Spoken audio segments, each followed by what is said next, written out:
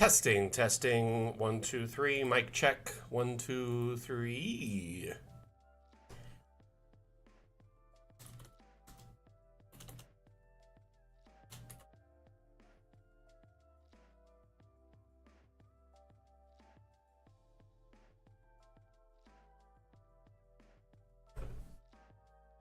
Thank you, Gore. Appreciate that. How you doing today?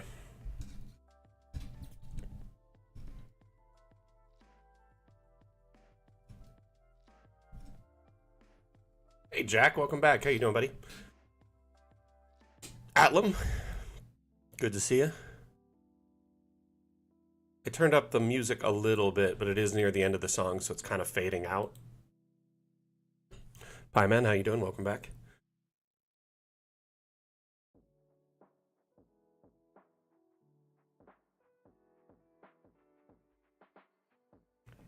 Hey, Frau, how are you? Got a good turnout today, right out the gate. Welcome, everyone. Hope you're having a wonderful weekend so far. And if not, hopefully the damn stream can turn that frown upside down. I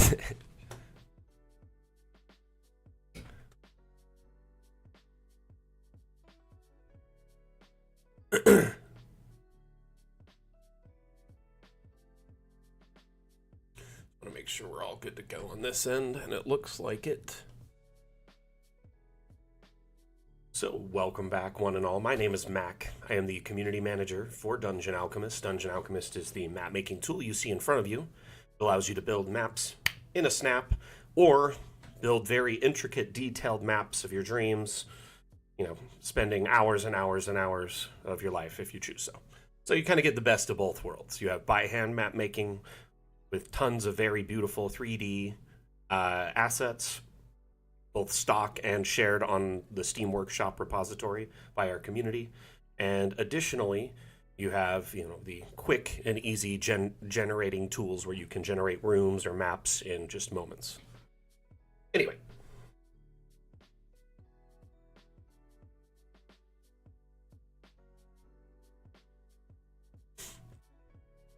Hey, Highland Lass, welcome back. How are you? How is your week going? I just realized that my chat bot crashed on launch, so give me just one moment. I'm going to reload it. So today's topic on the damn stream is caves. We can discuss mines, we can discuss, anything related to tunnels, caves, that kind of stuff. But we'll just be discussing that at least for the first half of the stream, and then later on we're open to whatever discussion really. But I do want to remind everyone during the stream, the streams are AMA format. This stream, any stream really, which means ask me anything. So if you have any questions related to Dungeon Alchemist, feel free to let me know in chat wherever you're watching, and I will do my best to address your concerns, answer your questions, provide you real-time guidance. Keep in mind, we are live on multiple platforms right now. This is a multi-stream, so we're live on Twitch, TikTok, Facebook, YouTube, Twitter, and Steam simultaneously. So it may take me a moment to notice your chat and reply to it, depending on wherever you're watching from, because some of them have delays and things like that. So I'll do my best to respond as quickly as possible. But anyway, thank you everyone for being here. Sorchin, I'm glad to hear it. So glad to hear it. Have you shared any maps on the Steam Workshop? Maybe we could take a look at them. Jack, you're silly, man. Dude, what you been up to?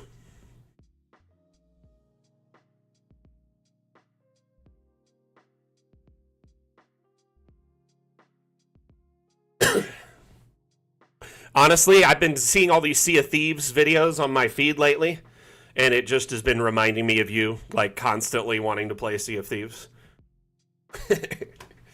Man, the game's changed so much. It's like a completely different game.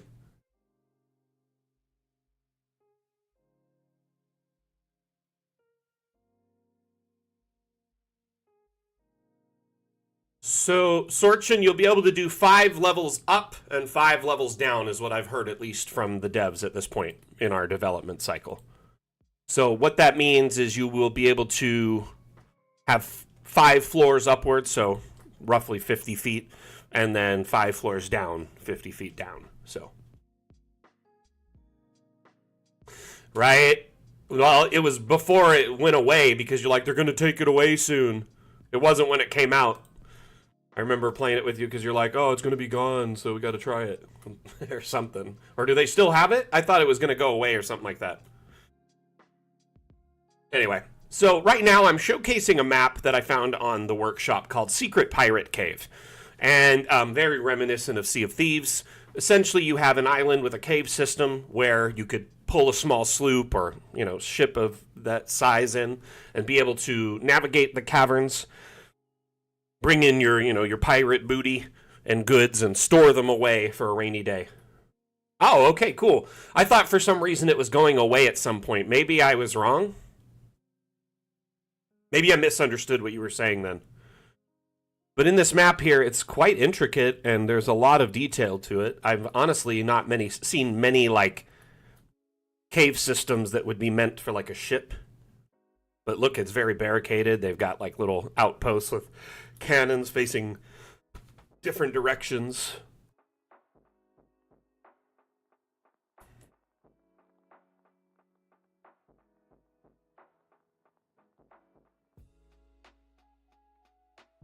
By the way, if anyone's wondering when our next update will launch, it'll likely be before the end of June. That's at least what I'm hearing tentatively from the devs when I ask them. Though it is subject to change, if something happens, like we find a game-breaking bug that takes longer to fix than expected, something like that. So at this moment, end of June is kind of the best estimate I can give for you all, okay?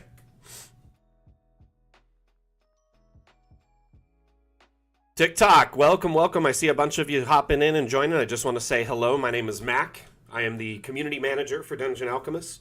It's the map making tool you see in front of you. It allows you to build maps for your tabletop campaigns, such as in settings such as D&D or Pathfinder.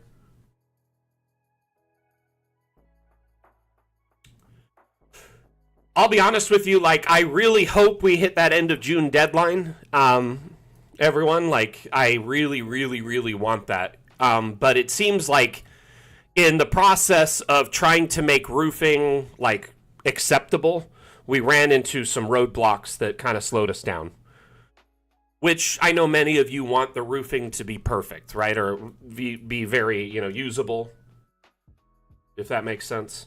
In fact, let me show you some of the most recent roofing images that have been shared in kind of behind the scenes by our devs.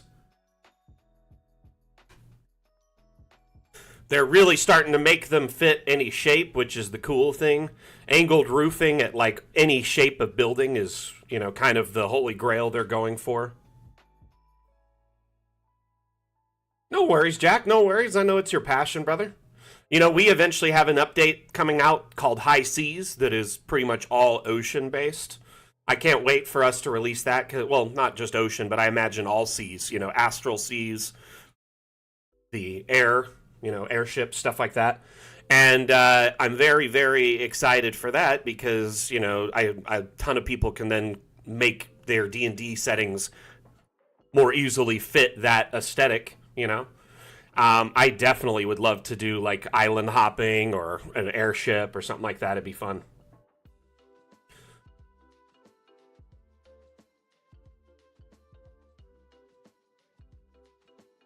But if you can see these images of roofing, there is some serious improvements coming to roofing. And this is just shared a week ago in our dev chat.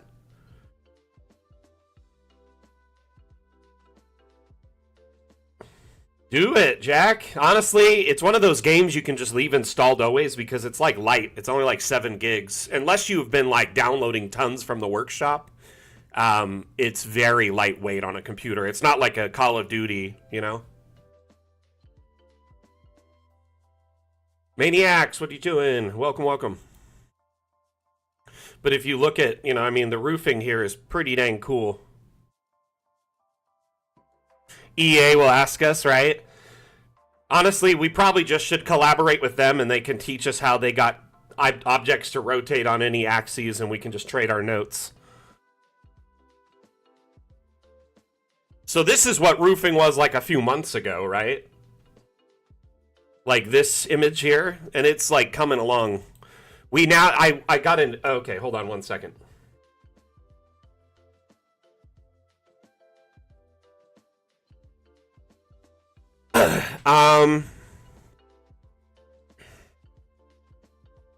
So I was asking Wim how many roofing options there will be at launch. And so far, he said this is a temporary list, but on the list there's like at least 20 or 20 to 30 roof configuration options. So different styles. Abandoned chapel, abandoned hovel, abandoned temple, artificer workshop, blast room, cathedral, desert plaster, extra dimensional room, gingerbread, greenhouse, mausoleum, shingles burnt, shingles gold, shingles ice. The list just goes on and on and on and on and on.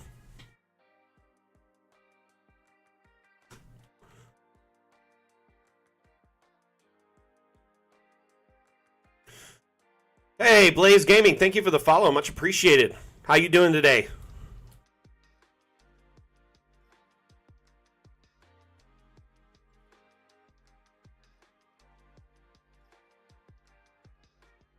I'm sorry, what, Chim?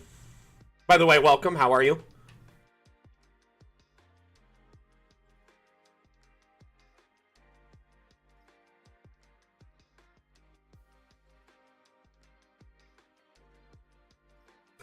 Oh, you mean in the image we were looking at? Hold on one second. Like this one here?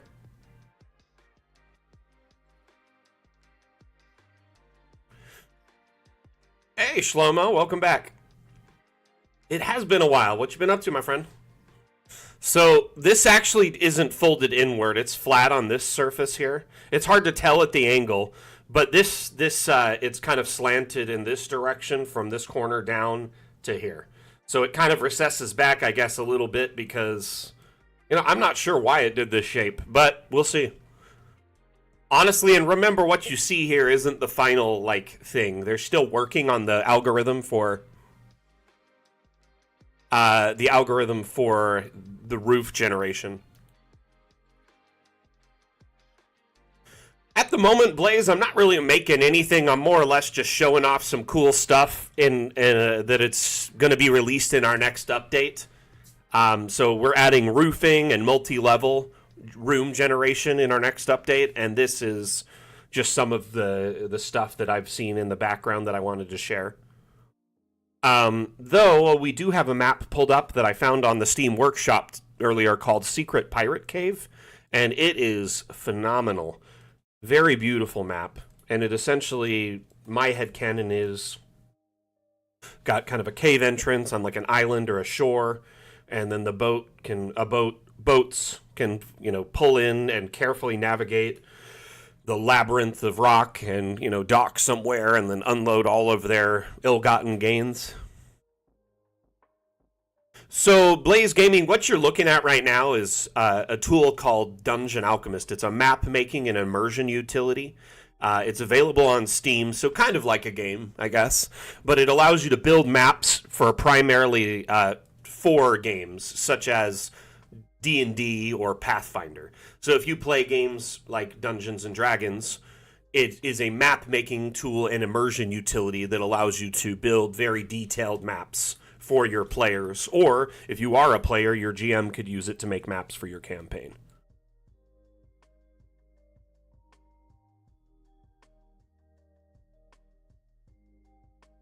It is pretty fun. Honestly, a lot of people in our community just make maps for fun. They may not even be running a campaign because it's a pretty neat map making tool. A lot of people have likened it to a cross between Baldur's Gate and Sims.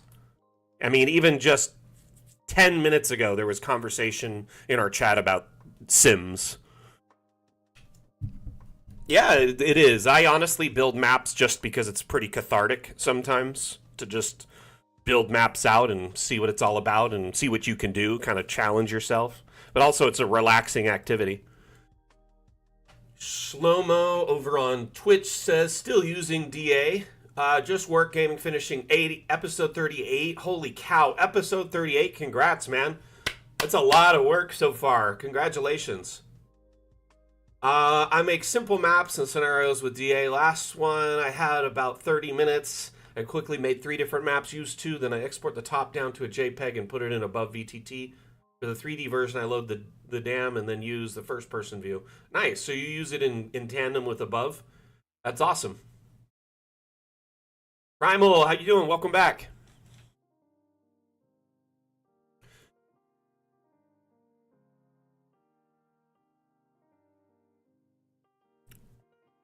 So Blaze, a lot of people in our community play D&D. So like I said, we're streaming on like a ton of platforms, right? And we're live on Twitch, for instance. And in our Twitch, there's like at least, there's a dozen people watching. I'd wager most of them are DMs or GMs for campaigns in like D&D or Pathfinder. Hey, Alexander, how you doing? Welcome, welcome.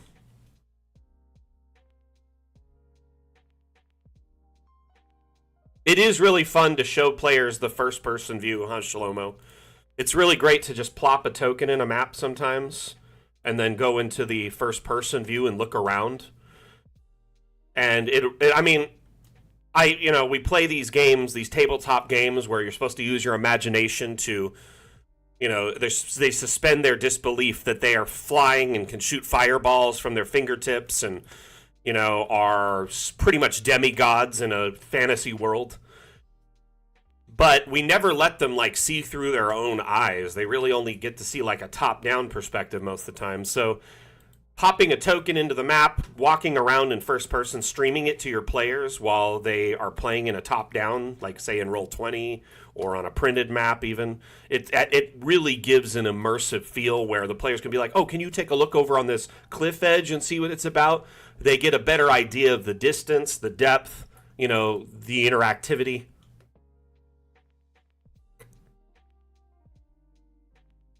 Dang, like Disney crossover again? I guess, Pirates is Disney too, so it would make sense.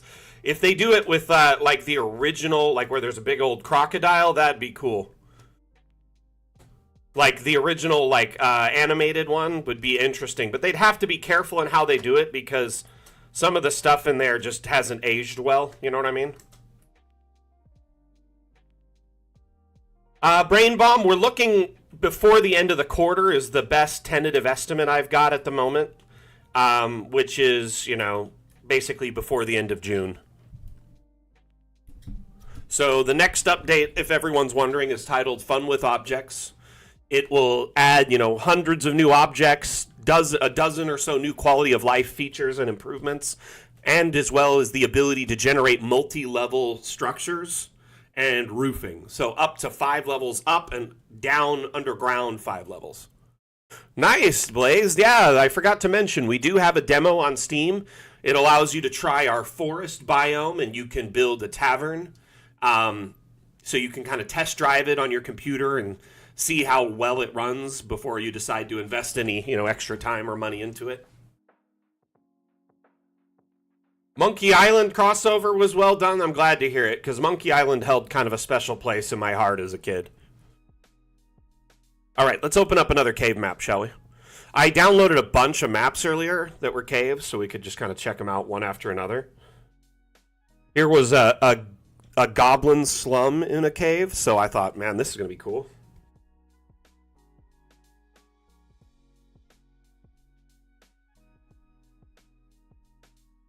Oh, nice, Chim. You got to link me that. Please do. I'd love to see it. A lot of people use DA in surprising and interesting ways. Oh, by the way, Keith Klein over on Facebook, thank you for the like.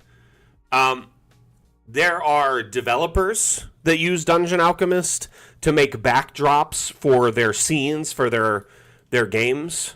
So, one developer was using DA to do, kind of scenes like this, where they would put their characters in them, and then they'd use this as the backdrop scene where they had, the characters in a kind of a little, I don't know, a JRPG where there was, animated, tokens on top of, a still image or a kind of a looped image or a looped video. I've seen other people do the top-down maps and use them as, a reference point for their map making for their, not campaigns, but for their own video games. There was a website that used Dungeon Alchemist to ask people what type of like character they might be or what type of like class they are in real life by answering a questionnaire, and all the backdrops were DA. I really enjoy all the cool things people have done with Dungeon Alchemist. Chim, you obviously do some really unique kind of art pieces, if you will, that are, you know, for the betterment of like mental health and trying to shine a light on those things from what you've explained to me, at least. And that's really cool too. Like, you're not necessarily making maps for people to play in. You're making maps for really just the betterment of everyone. This map is solid. Like, look at this. This is such a cool. Like, this doesn't even have to be a goblin slum. It could just be kind of a any kind of town, really, in like Barovia, kind of a Strahd setting, or it could be, you know, like another pirate kind of setup here. Though these like boilers and stuff up here, you know, it could be any sort of thing. Little factory. Yeah, Goblin Town makes sense. Thank you, Slow-Mo. I appreciate that.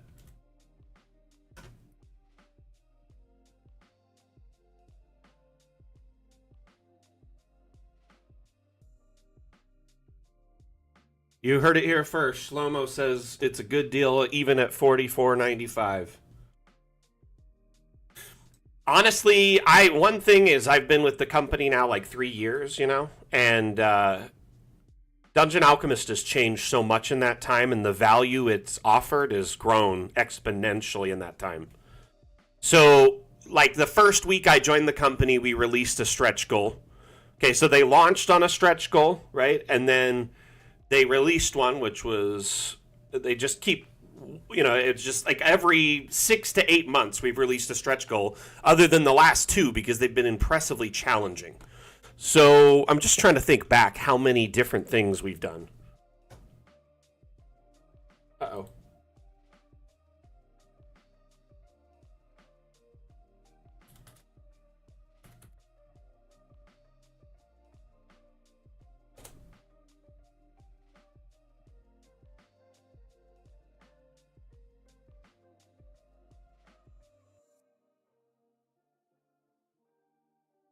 Let's see here. Okay, so we unlocked Steam Workshop integration. We've unlocked the Winter Wonderlands stretch goal.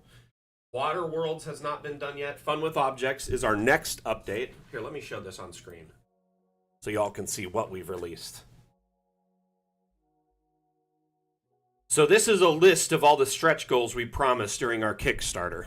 And we've released many of these and even a bunch of bonus features that have been requested by our community that we didn't even consider. So I think they launched with Villages and Farms, right? And then we did Abandoned Ruins. And then Fata Morgana. Let's see here. After Fata Morgana, I believe it was Winter Wonderland. And I think we added Steam Workshop either in that one or Fata Morgana, so one of them was a two for one. Next, we released Everything is Lava, and then Magic. And now we are currently working on Fun with Objects. So we only have, of all the stretch goals that were promised, Tricks and Traps remains, right? Every stretch goal was hit during the Kickstarter, yes. We hit every goal. Water Worlds has not been released. Fun with Objects is soon, TM, like in the next, couple months. So that's still not been released either. So that's 3 so far. Instant Dungeons will likely be a capstone or one of the final updates we do. Right? So that, again, 4, right? And then, oh, we did update the treasury. I forgot about the treasury. I missed it at the bottom. That was another update we did. And then there's high seas. So essentially 5 updates remain. So you got high seas, right? Instant dungeons, 2. Fun with objects, 3. Water worlds, 4. Tricks and traps, 5. But we've released 1, 2, 3, 4, 5, 6, 7, 8. So, you know, not bad. Thank you, Gore. Yeah, I don't know why I missed the treasury at the bottom for some reason. I just didn't scroll down all the way. I mean, there's quite a bit left. Obviously, High Seas is going to be a big one. Instant Dungeon, going to be a big one. But there's only 4 updates pretty much left after this next one launches. So we're way past the halfway point. We're well beyond it, right? And at this point, we are still pushing out regular hot fixes and community content and all of that stuff. Man, it's crazy watching this project grow, and we're getting closer and closer to leaving early access all the time.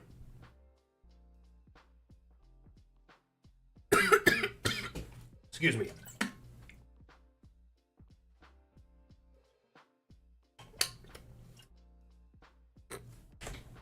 Excuse me. Whew.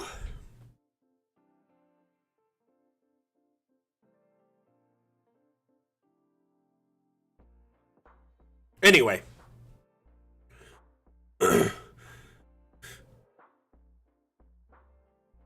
You know, I appreciate that sentiment there, Frau.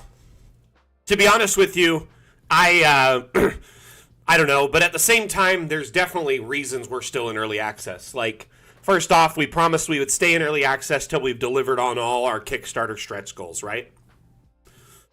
So that's one thing. Secondly, there's a lot of features that feel like they should be a stock or like a standard feature in a map maker that are missing from Dungeon Alchemist, and at times it's very obvious, right? So often when there's little things like that that are missing, people are like, why don't you have tons of ships? Well, because we have a whole update for that. Why don't you have waterfalls? Because we have an whole update planned for that. Part of our strategy to flesh Dungeon Alchemist out a bit at a time.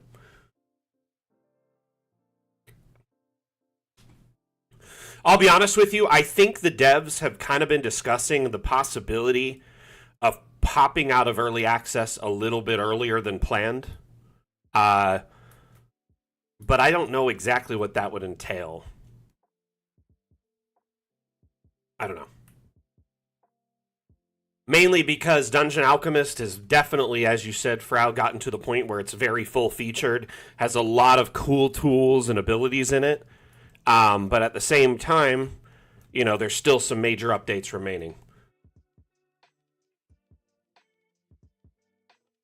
I think, at least as far as I know, after we release the High Seas update, we'll leave early access. I mean, realistically, nothing. I mean, at that point, you just got years of early access, you know, and of course it was somewhat experimental at times. But now that it's considered a full product, it's a far less buggy experience. You'll still continue to get, like, patches and hot fixes. And we have plans to continue to support Dungeon Alchemist even after we leave early access. And remember, it's a lifetime license, so you own it forever. Even if, you know, after we leave early access and feel like Dungeon Alchemist has kind of run its course, you'll still be able to use it far beyond that. So that's a cool thing about it. Now that in mind, after we leave early access, have delivered on all our stretch goals from our Kickstarter, there's talk about offering optional expansions that would essentially allow you to use Dungeon Alchemist as the core map-making tool, but for other aesthetics and themes like cyberpunk, sci-fi, modern, like stuff like that. Which I know, you know, fantasy isn't the only, you know, tabletop game setting, right? Or aesthetic or theme. There's tons. And so if we could dip our toes into some other ones and offer, you know, a pack of assets, say a couple thousand assets, a few dozen, like a dozen or two room types, a bunch of doors, windows, walls, floors, maybe even some themed tokens, and all that stuff set in a bunch of biomes that are attuned or more in tune with that theme. But it all works within the Dungeon Alchemist architecture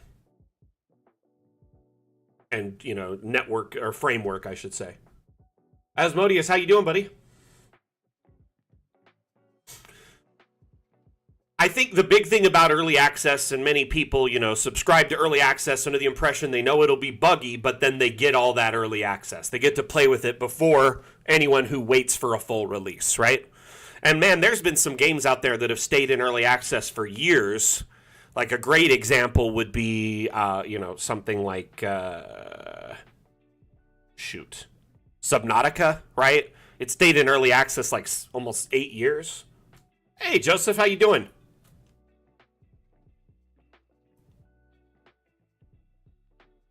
For sure, Shlomo. And when I say optional, I say that very carefully because when we get to that point and we've, surpassed our Kickstarter promises and have left early access, if we do offer, these expansions that say there was a Cyberpunk expansion, it's optional because it likely would cost because it's above and beyond, anything we promised with our core product. But the cool thing is you don't have to get it if you don't need it or have a need for it. But you can if you want, and then it just adds to what you have. So yeah, you would likely not get that one. But let's say, any other aesthetic. I do think we'll dip our toes into a lot of them. We'll continue development of Dungeon Alchemist, but there's also discussion about supporting Dungeon Alchemist outside of map making with better options for play. So a lot of you love Dungeon Alchemist as a map maker because it's beautiful and 3D, has all this different verticality.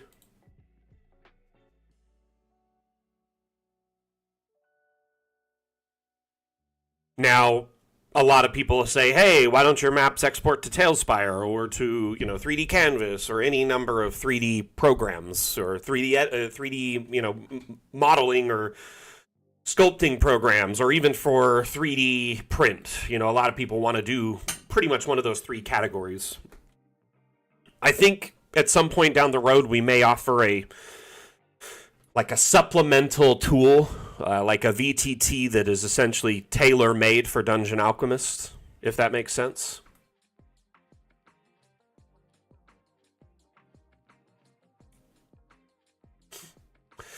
Don, what do you mean by that? Is there a particular theme you're looking for? Because we still have quite a bit of fantasy left to go in our roadmap. As I was discussing earlier, and you may have missed it, we have, obviously our Fun with Objects update is our next update, most likely releasing in the next couple of months. But we still have Water Worlds, High Seas, Tricks and Traps, Instant Dungeon. So there's a bunch of updates after this. Some are themed, some are more about function.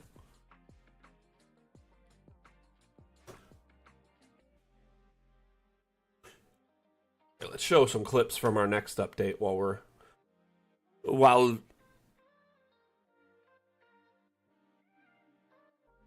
gotcha.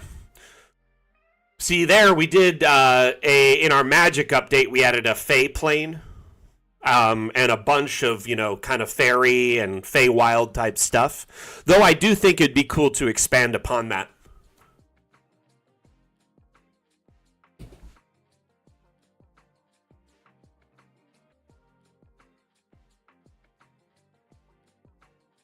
Very excited for this next update. Multi-level structures that you can generate with the room generation tool. You can go underground, you can go above ground. What's the latest version of DA? Or what was the last update? Is that what you're asking?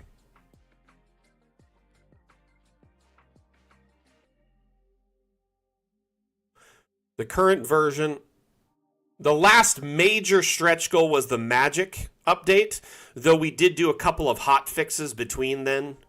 When you load Dungeon Alchemist, if you click help, you can go to patch notes. and you can kind of go back. So the Magic update was the big, like the largest update in the last year, but then we had a bunch of hot fixes that we've done since then. Um, Currently we are on 1647. You should have it automatically. If you have Steam and your Steam is set to update your application automatically, then you should be good. The only reason you wouldn't be updated automatically is if like you don't allow Steam to function, like you uninstalled it or something, or running it where it's like if you deny it access to your network or something. Like there's tools that can block ads and block certain applications from accessing the network.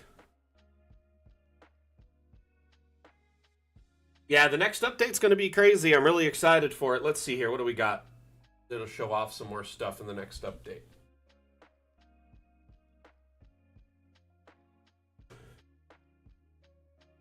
Yeah, you could run DA while you're offline. That's no problem. It's just when you're offline, you can't like access the Steam Workshop, so you can only access maps you have downloaded locally and all the assets you've downloaded and saved locally. Um, and you won't get any updates or anything while you're offline. But that's fine. That's normal. That's pretty normal with an offline experience, right?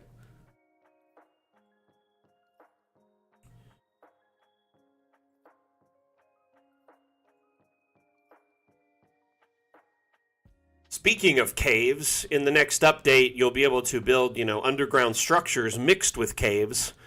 It has this sort of, Minecraft feel to it where you can kind of mix and match, natural with non-natural, with, man-made or handmade, I guess you could say.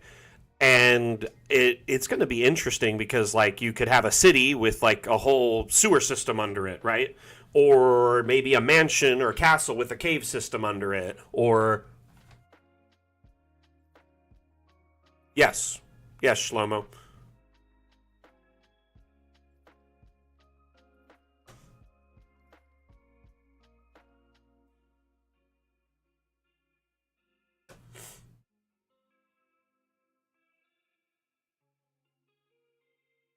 Honestly, Don, I don't know. Offhand, I'd say no. I've been speaking with the devs about this, whenever I have the opportunity to, and I've been pushing for like a transparent, like several things. I've been pushing for a transparent biome or transparent exports where you can export, everything would be, just like the focus on the objects, but the transparent background instead of a green screen or like the dark parchment option. I've also been asking them to consider any level above 1 being exported with transparent backgrounds so you could do like foreground layers. But the thing is it's tricky getting it to work for a bunch of VTTs simultaneously.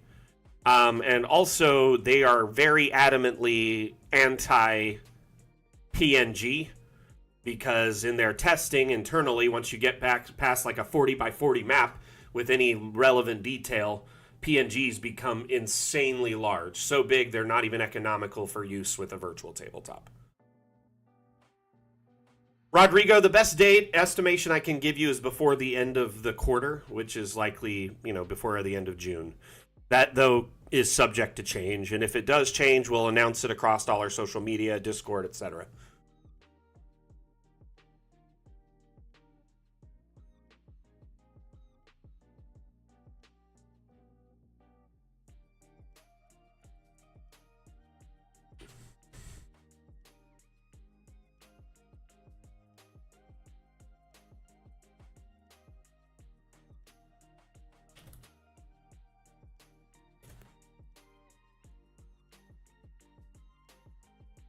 No worries.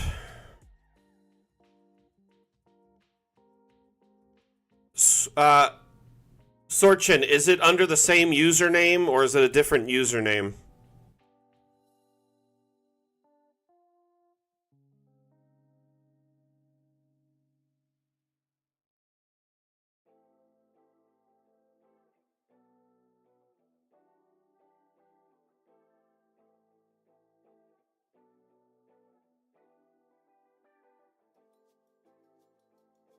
same. How long ago did you share it?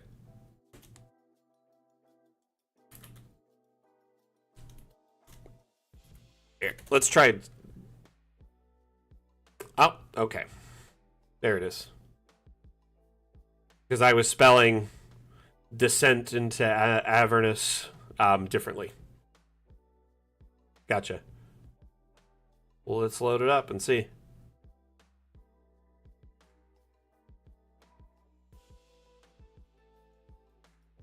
While that's downloading, let's load up a little teaser clip, shall we?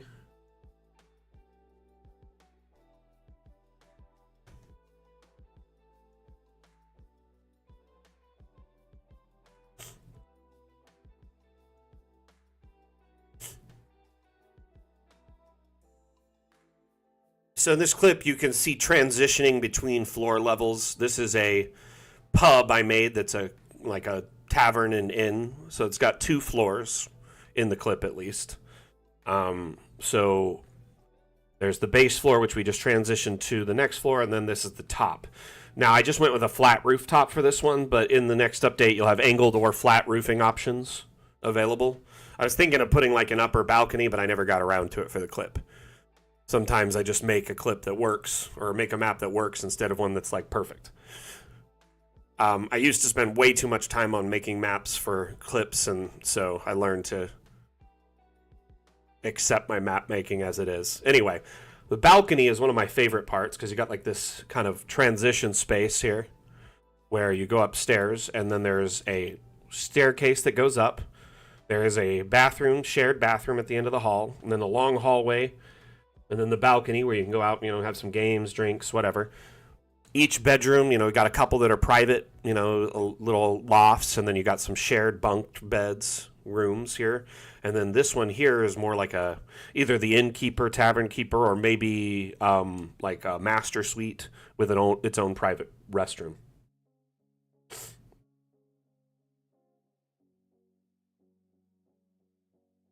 Right now, there's not a whole lot of demonstration of how to add roofing in our builds. We're still in the process of developing it, so I can just show you what roofs look like, some of them, if that makes sense. Not how to add them.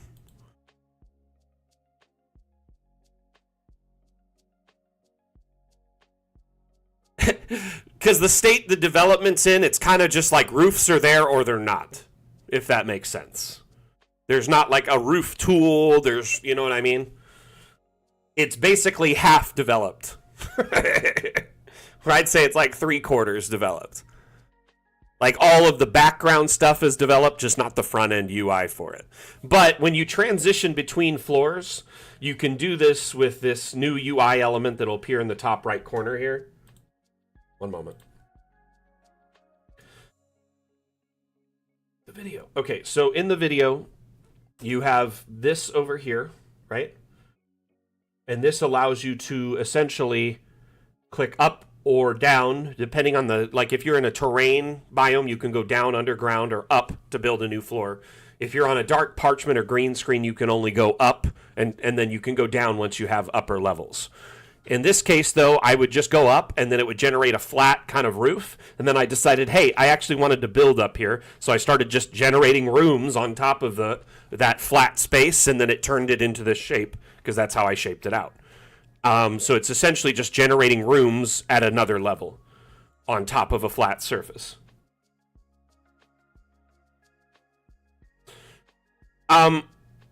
Well, as the community manager, yes, I have access to internal builds that allow me to, play with it, understand it, but also to create teaser content like this video we're watching. But currently, the build I'm loaded in the stream, this here, this is the same build you have access to, as we discussed earlier from the About tab. This is no different than anyone. This is the exact same. Yeah, what we're watching is a video, Shlomo, showing the new build. It's like a teaser. Sorry for the confusion there.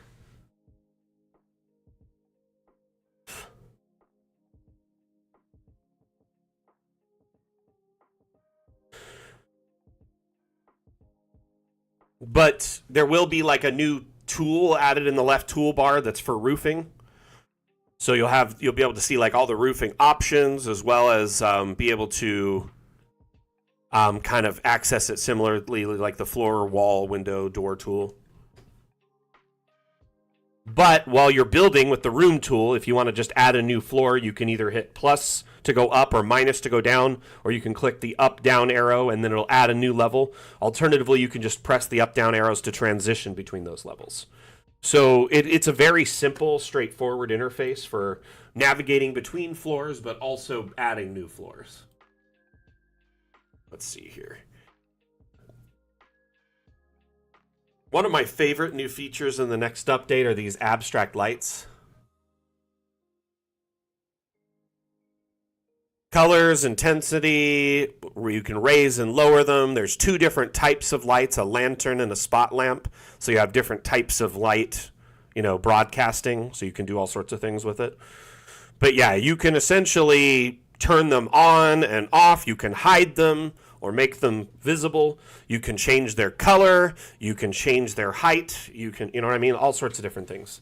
It's just like any other light source. So all the filtering options for a light source that are available in DA currently will be available on the abstract lights.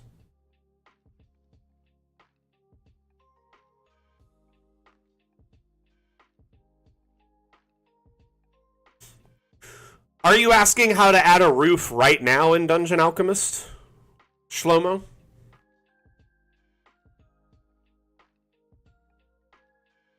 Okay. So, Sorchin, it's funny. I'll probably have to repeat that another 5 times this stream because people wander in at different times. You know what I mean? So, to add roofing in a map that's currently built, you would have to use objects, or you could use an abstract. So pretty much anything in the object menu can work for you. You can use a customizable plane, like one of these, right? And then insert something that looks like a roof, and just make sure you disable collisions as you stated, and raise it up and put it over the top. But it's kind of flat, doesn't have any depth to it.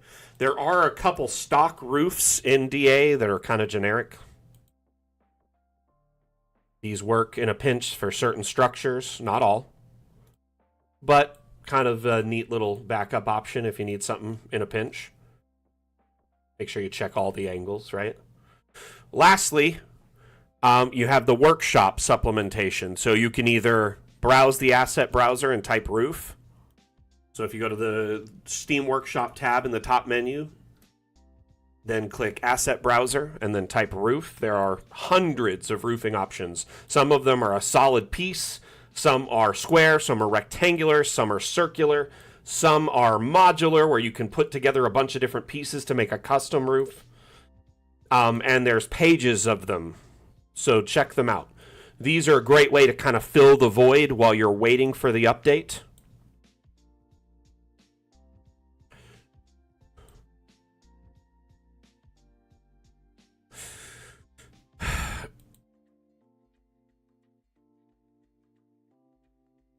But if you look at these, like Swedish Cook has uploaded lots of different modular roof tiles. So there's some that are like metal, some that are, like slate, ceramic, wood, all these different ones. And they fit together to offer different styles if you want to make a custom roof that fits over a unique structure. Anyway, I encourage you to check these out. That can help tremendously, kind of fill the void. And there's tons of objects that actually work well as roofing. As long as the structure's not one that you need to enter, for instance. Like I've seen people use, if it's decorative, purely decorative. Who is it? Sailor Yugoth uses these stairs on stone structures and puts them back to back, and it looks like a steepled roof. There's lots of ways to create custom roofing using just objects. Though I do understand that it takes a lot more work than, the traditional generation of a room. So it can be a little frustrating, but also very rewarding. So, let's see here, Sorchin. How big is this bad boy? Let's check a corner here. By the way, everyone, if you highlight the little chevron in the corner of your map, it tells you the size of the map at a glance, but you could also resize your map if you want to make it larger or smaller. you could left click and pull on the chevron symbol here, and that will in turn allow you to shape the map to a smaller or larger map.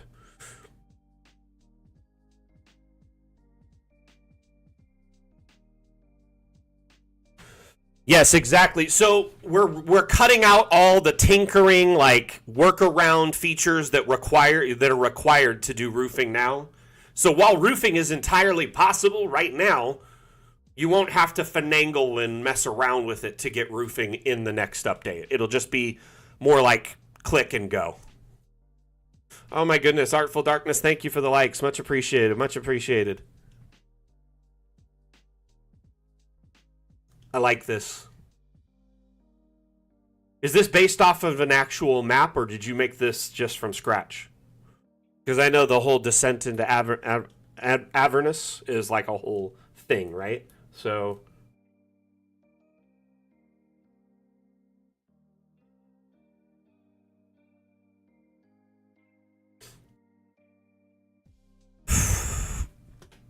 I'm actually really excited for roofing because there's just so much diversity available for it.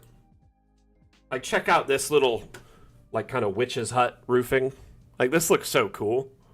I love it. Based off the map from the book. Nice, nice.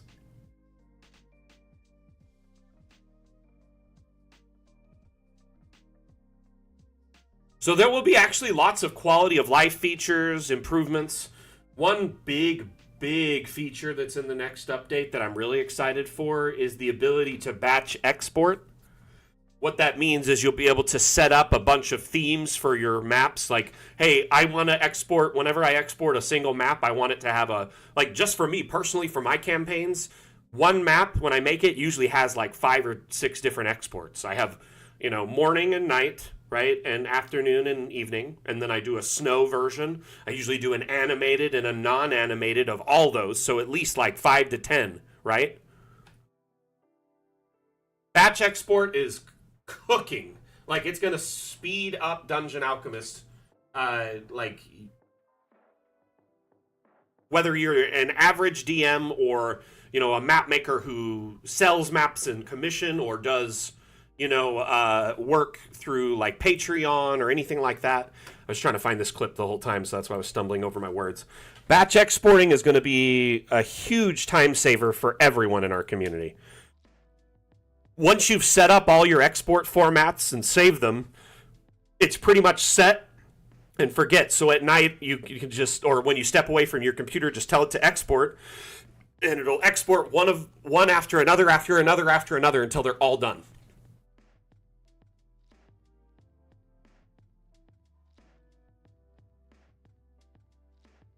I would say any map makers who, you know, do the Patreon or similar or commission work, and DMs who offer several variants of their maps will definitely get a huge use out of this.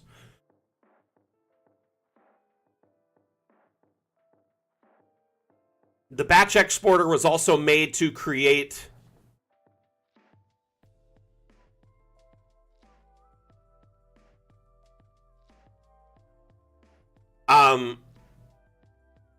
So this was created also to accommodate to multi-level, because each level will export as a separate map, a separate scene. So we needed a way to speed that up, and batch exporting supplemented that. Sorry, what, Dag? How do it know? You need to name those. So I went through and named all these. So I went through and picked all the settings and then named them. This is just the naming convention I chose for it.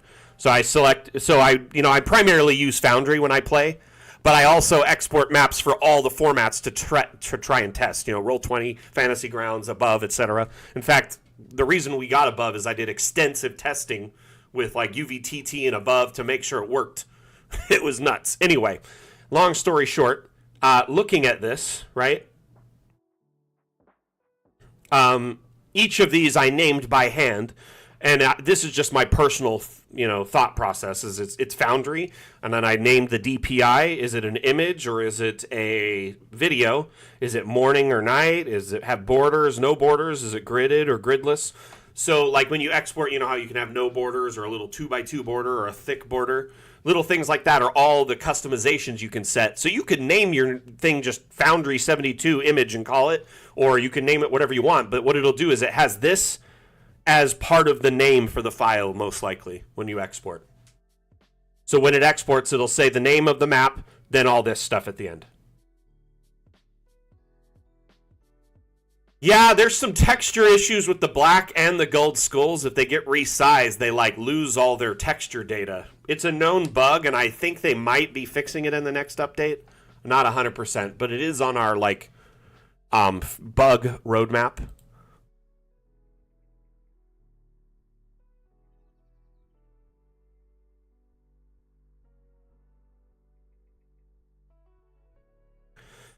So whatever you name your export formats will be the end. Will be at the end of the file name or before the name of the map. So it might say all this and then tavern. It'll likely say tavern and then all this at the end.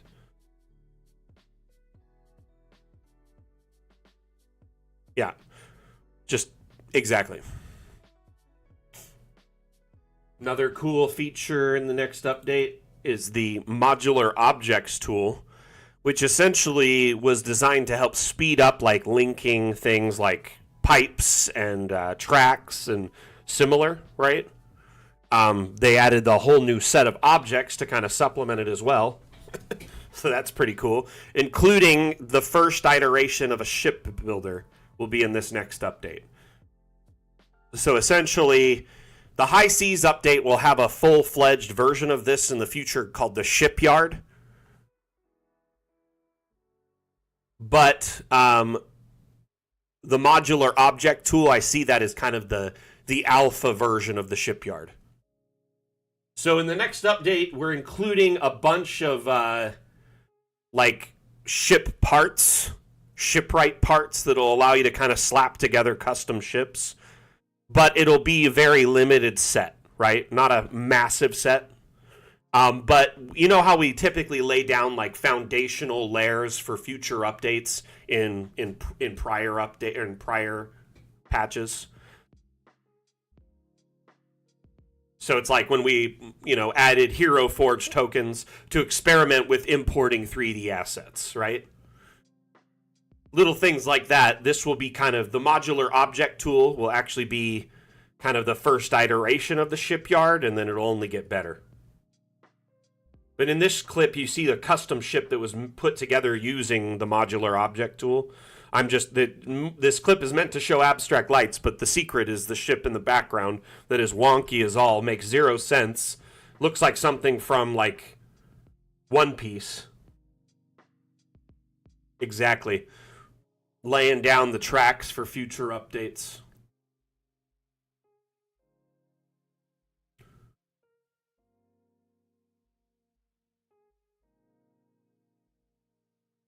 Stonewall textures. Lelin, I see your question. I'm not sure which stonewall textures you mean. Let's take a look. Maybe we can see what you mean. So, I don't think we've removed any walls except for one type that was a weird wallpaper that would cause crashing, so we had to remove it. It was like wallpaper walls. That's the only type I've ever seen us remove. Now, with that in mind, if you go in here, there is rock walls, still very much available.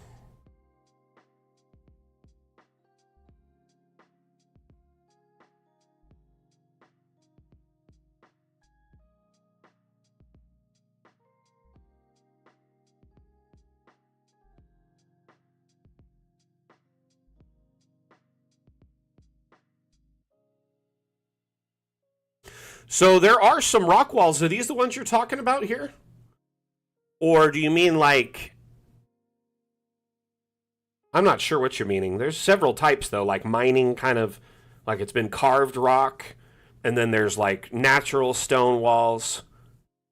Rooms don't generate with these by default. You just have to go into the walls and add them.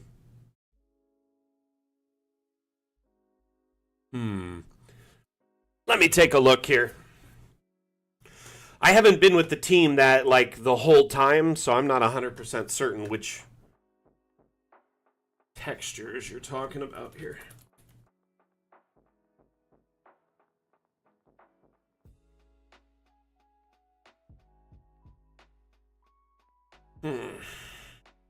Is there a particular video you are referring to?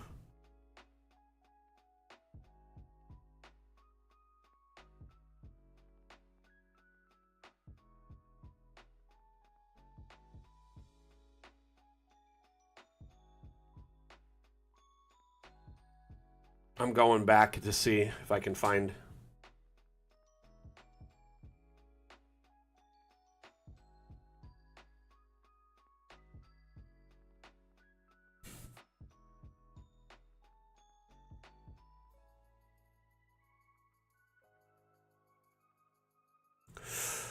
I do think that like some of the older art styles got like depreciated and improved or changed or updated. I'm not 100% certain if any of them have been deleted short like stone ones at least as far as I'm aware. I've not heard of any. Oh, really?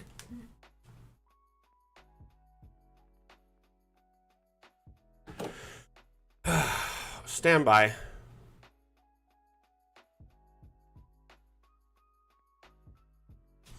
I actually have to take a quick break. Sorry, a package just got delivered and I need to grab it off the porch before it disappears. If you could give me just a moment, I'll be right back. Here, let's look at the top down of this map.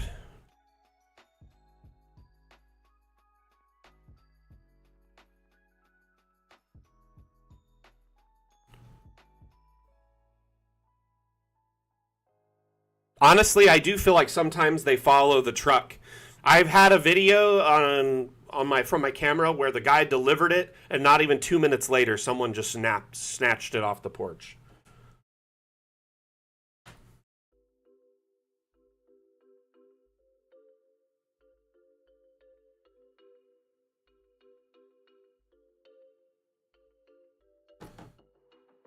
Okay, just stand by. I'm gonna go to BRB. I'll be right back.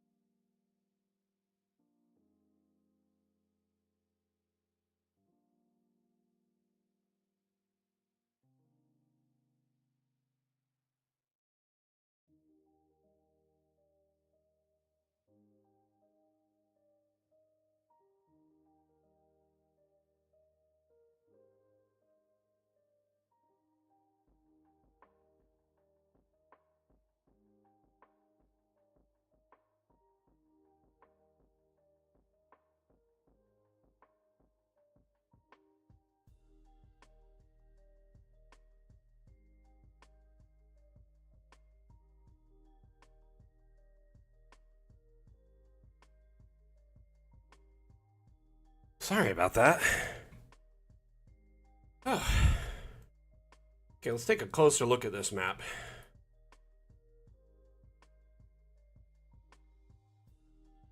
I really like the sewer system you've got running through here, like the grates and everything. Great way to use the canals.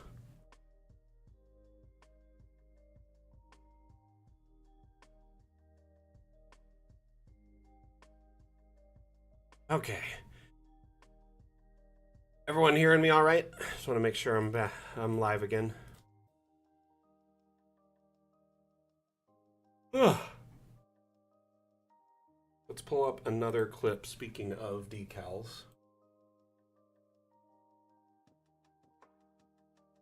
The decal tool is another impressive addition in the next update that will allow you to add image decals, stamps to objects, walls, floors, environment. Essentially allowing you to customize the environment far more than you ever could with just the objects themselves. This turns this decrepit hovel with kind of a semi-repeating floor pattern into something that feels much more unique and original. So one complaint we often get is that our floors repeat a lot or the wall pattern repeats a lot. This is a great way to really, add a lot of detail in just a few clicks. Wim also all but confirmed that there will be a custom decal option, meaning you can import decals. I'm assuming they'll be PNG or WebP supported. But there will be a bunch of decals to start.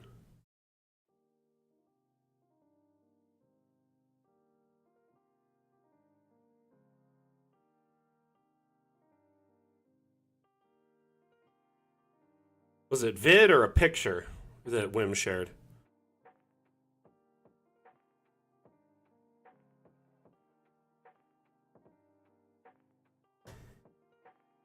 I feel like he shared one in Discord yesterday, but...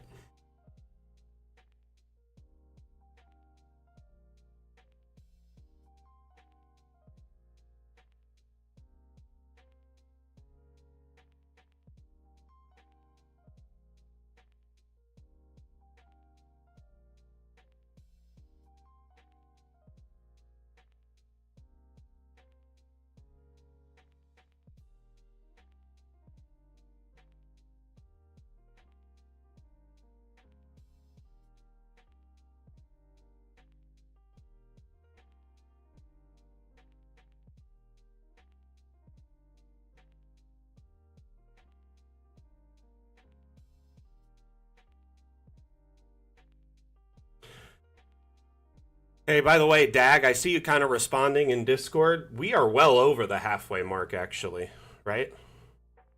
Because there's only 5 stretch goals remaining. And there'll only be 4 in like a month and a half, so we're like 2/3 the way done. 4 more after this update. So, Tricks and Traps, Water Worlds, High Seas, and Instant Dungeons. But that being said, I mean, I can understand why people may get upset if they don't see the things they want released in the order or whatever they want it. People get passionate about this project. You know, they love Dungeon Alchemist as a whole, but as they continually wait for the thing they want it to do, I'm sure it gets frustrating. But, you know, that's the nature of early access. What I don't understand, though, is when, for instance, someone says they would prefer to use Dungeon Draft in the interim. You know, like, Dungeon Draft assets can actually be used 100% in Dungeon Alchemist. Like, every one of them. All the icons and stuff and images. So why not get the best of both worlds? Oops, clicked the wrong icon there. But I do understand. People get passionate, and it's easy to get, like, a little upset while you're waiting for things to happen. I've been in their shoes as a gamer waiting for games to release or waiting for news from games. Sometimes, though, all that we can ask for from our community members is patience. Like at the moment, we're in between this kind of desert of content for me, right? So I can just keep re-releasing old content, re-releasing old teaser videos, and posting content of things that are done so far for the next update, right? And I can post tips and tricks and stuff from old updates and things that are just good to know. And I could post those over and over again, but I think people start seeing that as spammy and kind of get irritated by it. And at the moment, we're in this kind of weird lull between features where it's a big feature we're waiting to finish, and once it's featured, this is done, there's going to be like a whole bunch of new features churning out, right?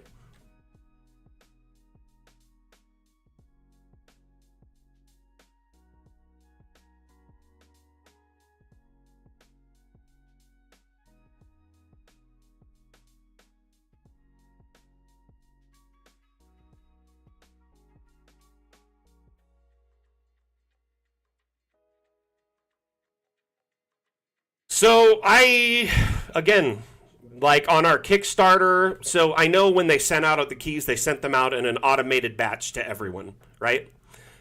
Everyone got their keys, but a lot of people didn't realize they got their keys or had things going on in their lives, right? So their keys either went into like a junk mail or went to an email they no longer have access to.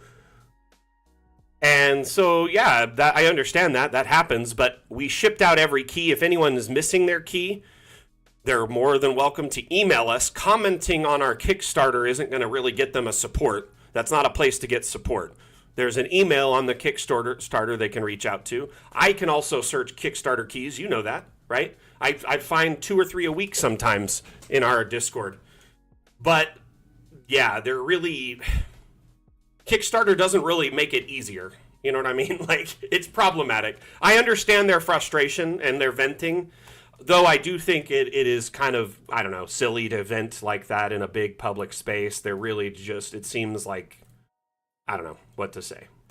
It's whatever. I'll talk to them in a bit when I have some time. I'm not too upset about it, and, like, it's not really anyone else's responsibility to deal with it. Let them vent. It's okay. People are allowed to be frustrated sometimes, Oh my gosh. So I was talking with my wife the other day and I had this revelation, right? So we always talk about like people will have like you hear about people having like a bad day and they crash out or they explode and they yell at people or they scream or they have an anxiety attack or whatever. And then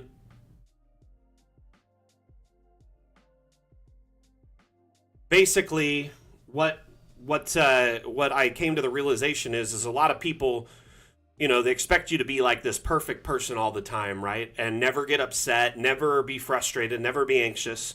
And if you do, that's your real person slipping out. Like, what? I could be a perfect person 99 days out of 100. If I have one bad day, that's my real character? No. If someone has a bad day, it's just a bad day. If they have a bad day 100 days, then they're a bad person, right? So I don't, like, when people have an outburst or they're frustrated or, a little bit irritated or whatever with the progress of our development or, a feature they wanted isn't in yet or any number of things, I don't see it as like them as a bad person. I just see it as them as like, they're just having a bad day or they're frustrated, We all have bad days. So, yeah. And I don't really care to talk about this publicly, but it also is just like in the Discord for everyone to see, so I can't really like do anything about it at the moment. Other than delete it, which I think is not really transparent. You know what I mean? I'd rather have it there for people to read and make their own opinions.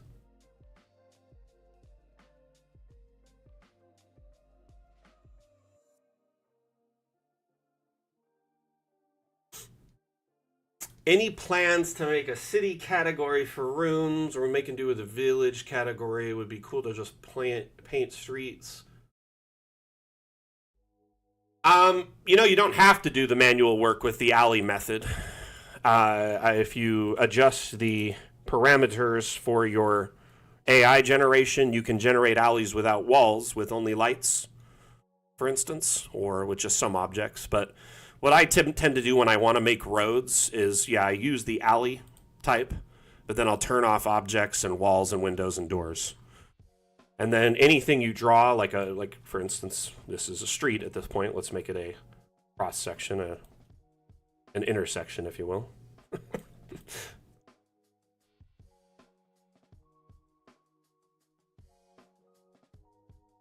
So this here, I mean, I just made a intersection road, and all I did was do the alley room type without all the stuff.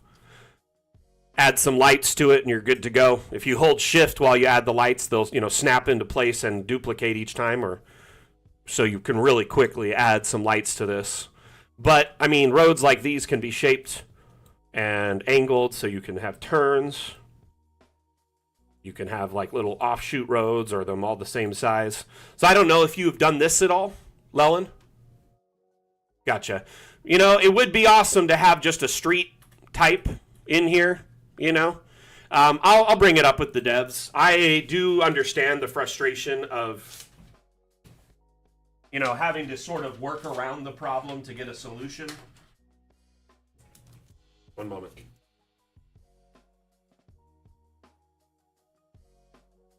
5, 10, 25.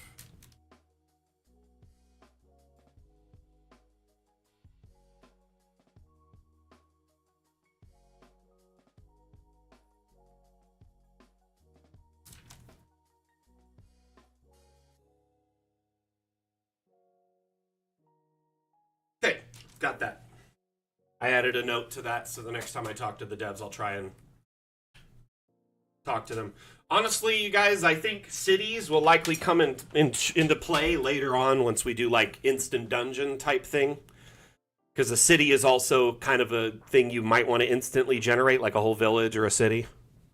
Or it might be a whole separate product altogether, yeah, like a world Alchemist type thing.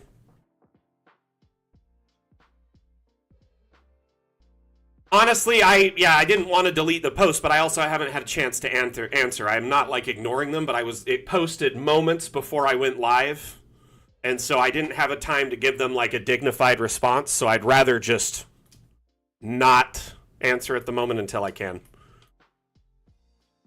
Anyway, that's life.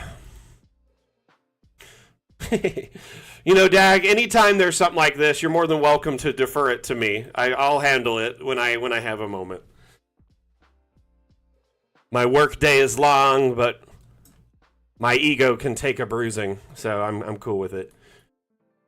I usually don't mind being the community punching bag, so to speak. More often than not, though, I just get like, I laugh sometimes because I'm like, okay, I guess, like. Sometimes I see complaints in places and I'm like, I'm not sure what you're talking about. It hasn't been this way for a long time, but I definitely like pointing out where we have, provided those things. This is such a cool map. Sack really just makes such amazingly detailed maps.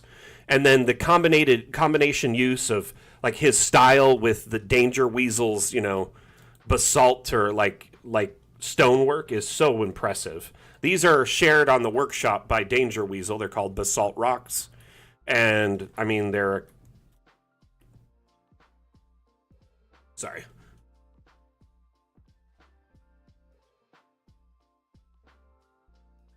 To be honest with you, Lelin, yeah, the upvoting is a great idea, too. Because, I mean, you could see if someone's already suggested that, and then you can upvote it and comment on it, bring more light to an old feature suggestion. Or if no one's made a suggestion, then you can as well make a new one to bring a light to it. Donk, isn't it, right? Donk Blankenstein. Love it.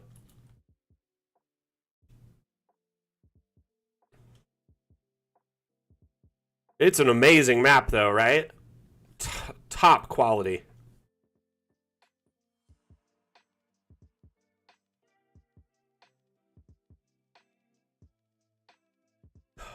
I do agree, though, that Lelin and Random Ladybird, a city biome would be cool. I think ultimately, though, we've been avoiding large-scale biome or, like, area generation because most of, like, the average users in our community can't build a map beyond 40 by 40 without having trouble. Like, you need to have a very powerful computer to start building cityscapes. unless you're using like force perspective, of course.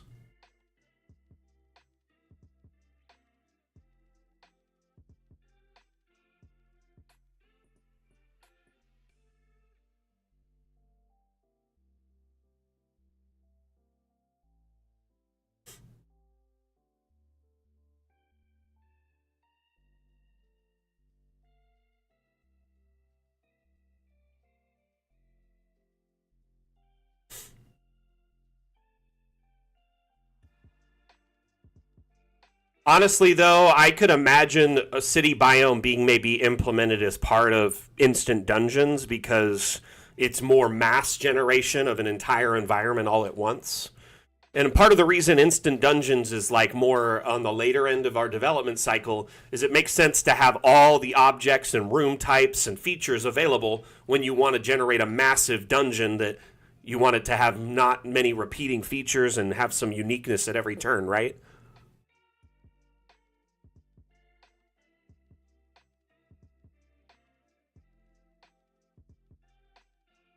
Oh, that'd be cool. That'd be cool. Island Lass. Hey, Callie Syke, how you doing? Welcome, welcome. Where's a good place I can find textures for putting on custom pieces? Do you mean like you mean these like abstract planes?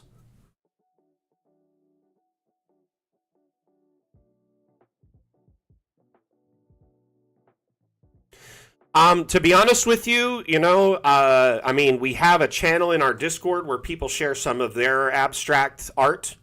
I've been pushing to have abstract art be shareable on the workshop so people can upload their templates and just you could just download them and use them. Otherwise, though, it's pretty much user driven. There's not like a website or source for it. There may be websites out there that offer repeating texture patterns, like as an image you could use. I'm sure there are, in fact, like, craft or art websites. But a lot of the textures and patterns that are made, that are used currently, were made by artists in our community.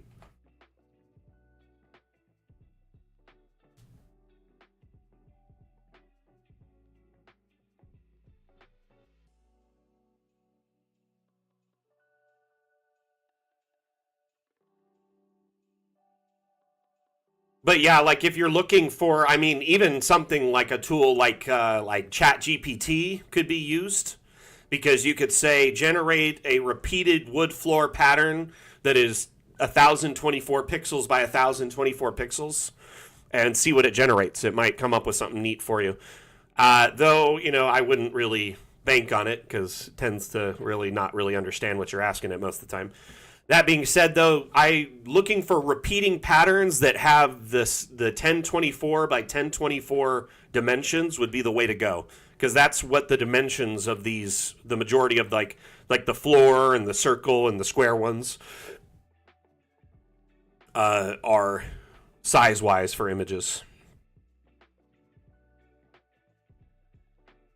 For everyone wondering what we're talking about abstract templates. They're an object that allows you to add custom art to them to make custom objects.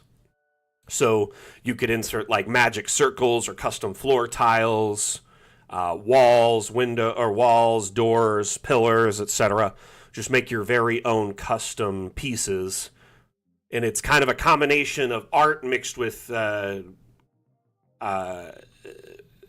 customizable templates built into Dungeon Alchemist.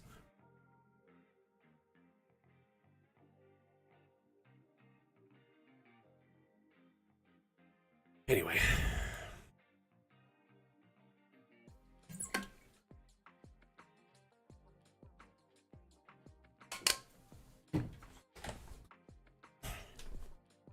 Excuse me.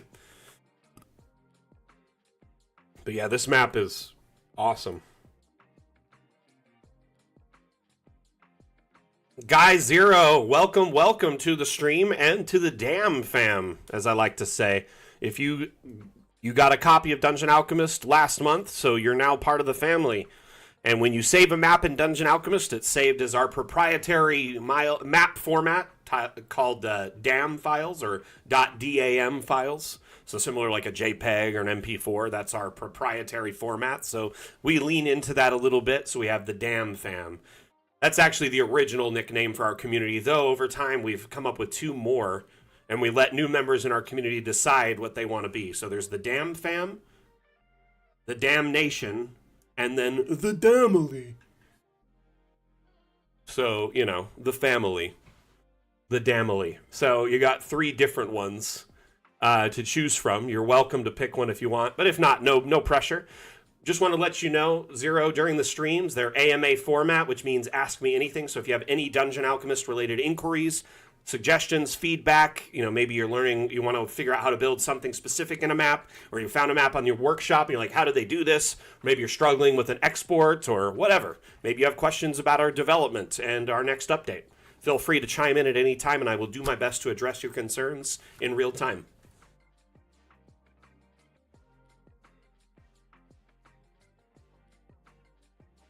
Damnation. Damnation for the win. What's everyone's faction on the stream here?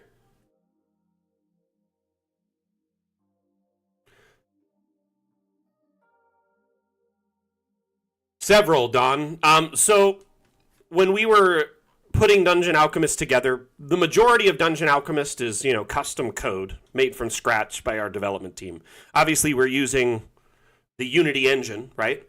And the Unity engine affords us access to tons of like modules and plugins to supplement our development. And when they were putting together the initial release of Dungeon Alchemist, rather than building a custom terrain tool from scratch, they opted to use one that was more like a module or a plugin to save time and push out something with the limited, you know, scope of team members and time and resources we had available. Now, they planned to replace this with time. Ultimately, it was more like a temporary solution. And they found that with this terrain tool, the more brushes you add into a biome, you start seeing basically diminishing returns. It starts slowing down tremendously when you use the brushes. DA runs really, really poorly and crashes a lot. So we kind of had to find a middle ground between the amount of terrain and liquid brushes that could be offered in each biome temporarily while we navigate through early access.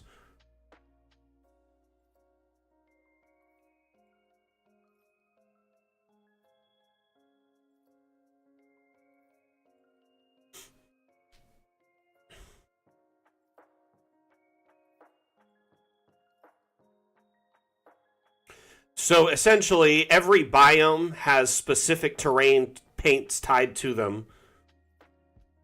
And that is to prevent, you know, users who have an average computer, which a good chunk of our community has a computer that isn't necessarily, you know, a streaming or a gaming computer or something for crazy, you know, CAD or whatever. They have like a laptop or a generic home PC. So we were going for optimization across as many users and preventing, you know, weird issues where there's crashes and things like that.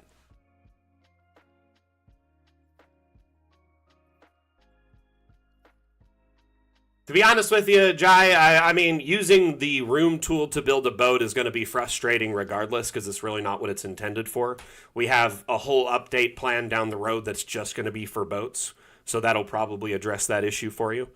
That being said, the room's shaping tool does have to stick to a 1:1:2:2:3:3 ratio.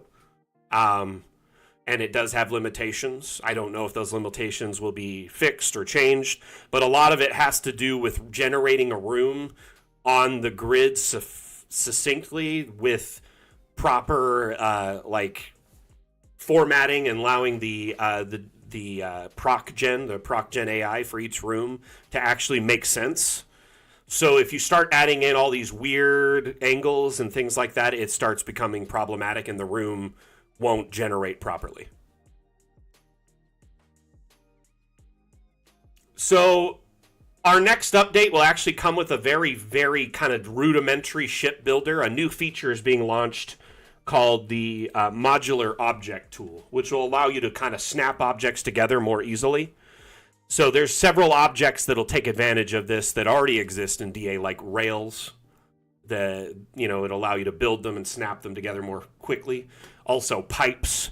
And then we've added a few new objects to flesh this feature out even more, like these cool new like boilers and pipes, and it's kind of fun for like a workshop, or maybe like a boiler room or a steam room or something. It could be an engine room, any number of things for these widgets.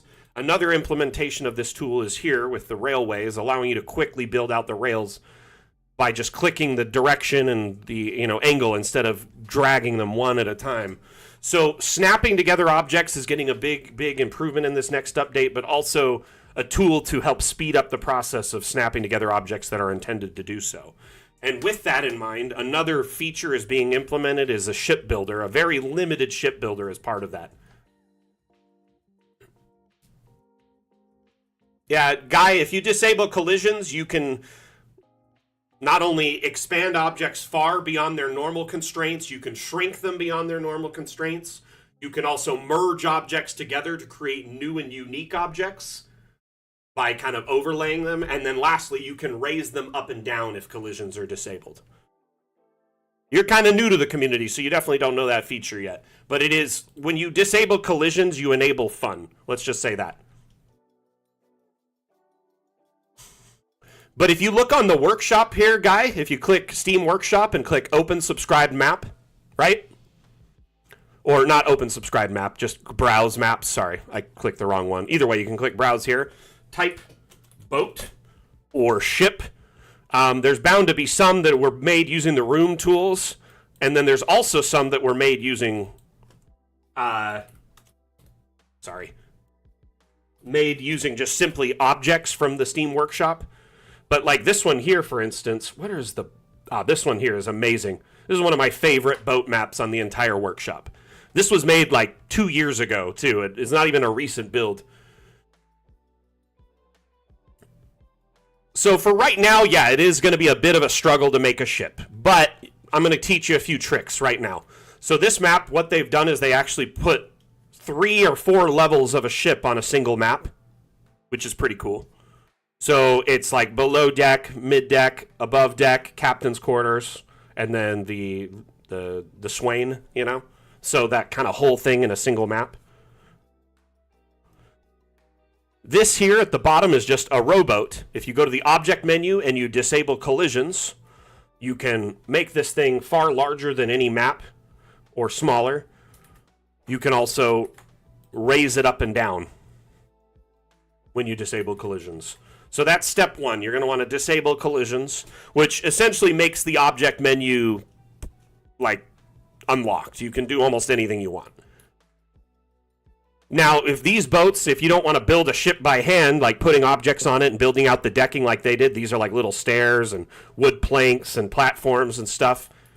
This takes a lot of time, but it's very cool and very bespoke, if you will. If you come over here and go to Browse Assets, let's search for a ship here instead.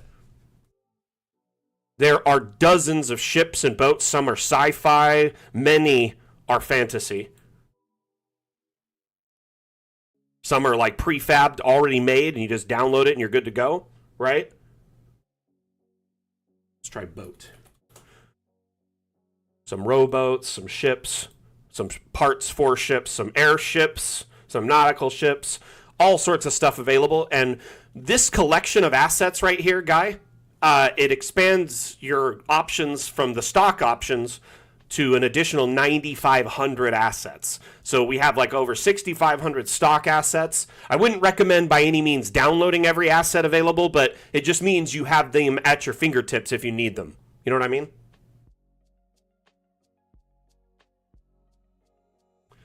Many of these assets are designed and intended to expand our collection and supplement it.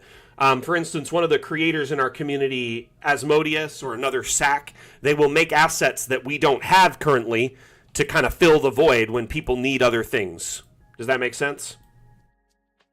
And there's not only assets to expand upon your building options, but there's tokens. So you can download these tokens. There's close to 1,000 tokens for free.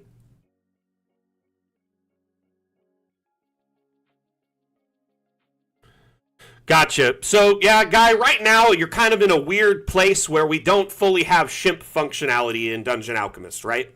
We have a whole update planned for it called the High Seas Update. Once we get there, we'll have a shipyard that'll essentially allow you to build custom ships from scratch with all sorts of customization. Airships, astral ships, sea ships, but that is, a future update that I don't know the release date for at this time. I can't even speculate to when it would be released. Because right now I only know when our next update is, which is Fun with Objects, and it's looking to release hopefully before the end of June. Now, with that in mind, like I said, that little primitive ship builder will be in this next update.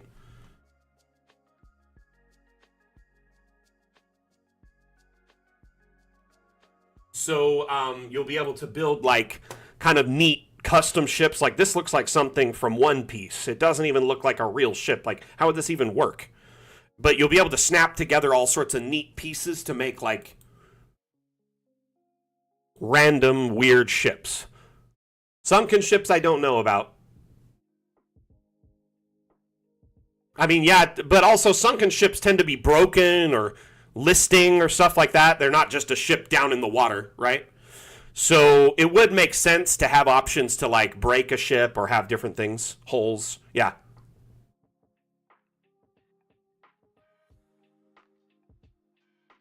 Yeah, Lelin, you could definitely do that.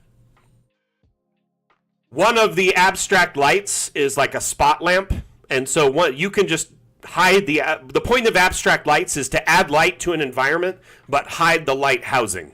So it'll add light wherever you want it, and then you can, when you export or when you're in first person or any of the cinematic modes, these light housings are invisible, but the light they shed remains.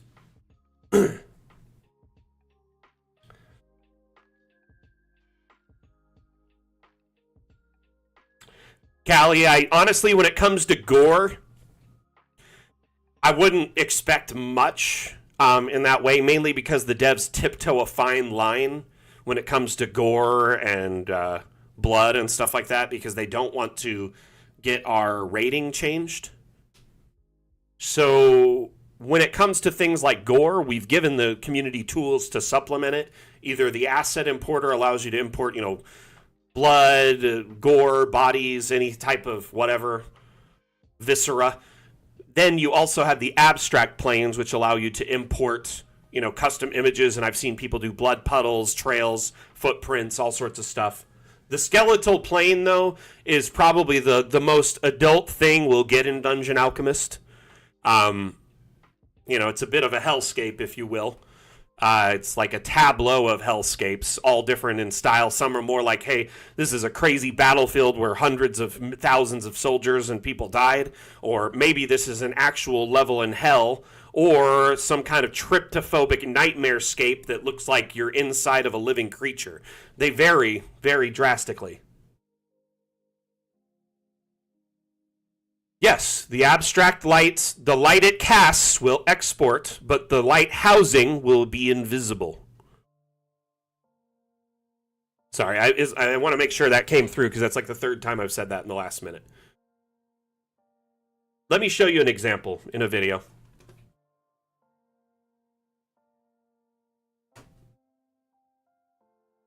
In this video here, you can see the abstract lighting on and off, okay? So here is this tavern without abstracts in it. It's just stock lighting. So you have candles on the wall. There's some candles and lanterns placed around, right? Chandelier over the staircase. It's very dim. It feels dark. It doesn't feel like a well-lit or inviting place, right? In order to light this up, I'd have to add tons of extra lights to this or poles with lights or whatever. So with the abstract lighting to the rescue, you can add lighting all over the environment, which I did. Notice these like orange houses, these like spot lamp things. These are all abstract lights, okay? So the light is added to the environment, but you can hide the housing for export. So when it's exported, it's no longer visible, but the light it casts remains. So the housing is gone, light remains.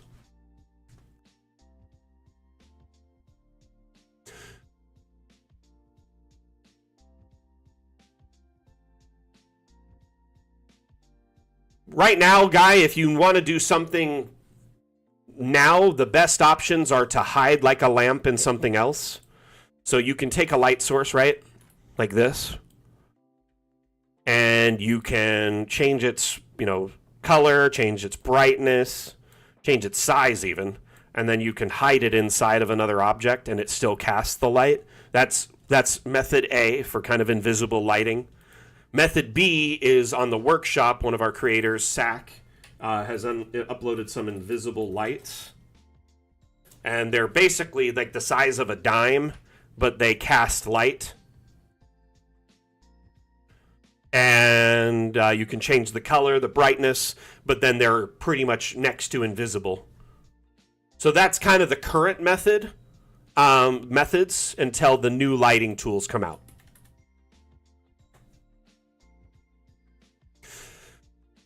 But yeah, if you look at this hellscape biome, like that's probably the closest thing to,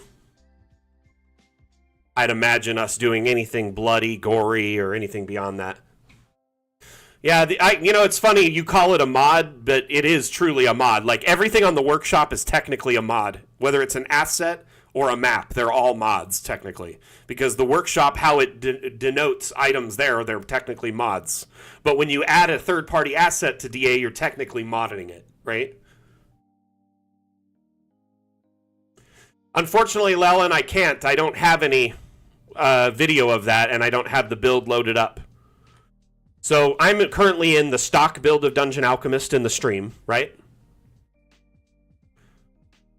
So essentially,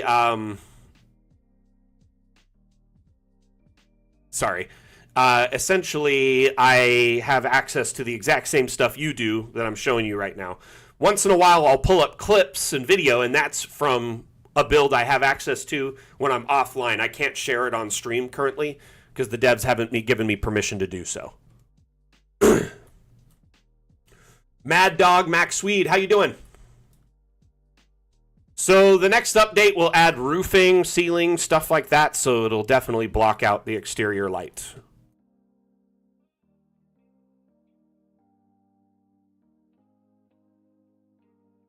Yeah, it's kind of one of those set and forget things because it's really hard to manipulate after the fact. In fact, I think there's no colliders on it or something.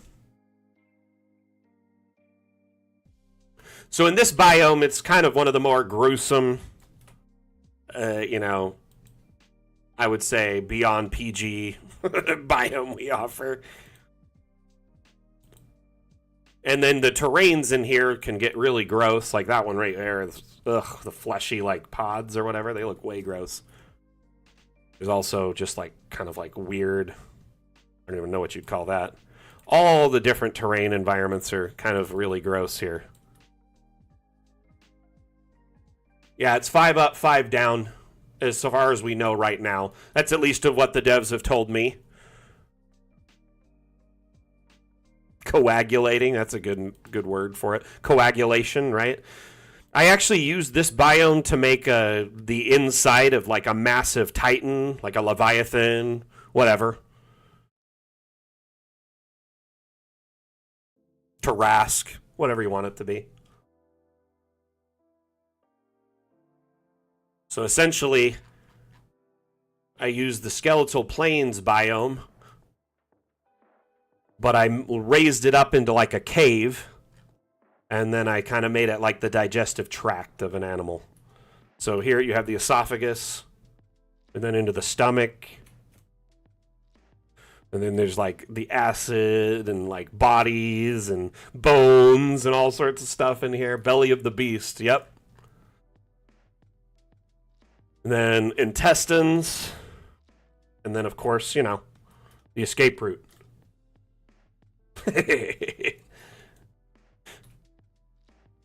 It's fun to make weird, creepy stuff in this biome for sure.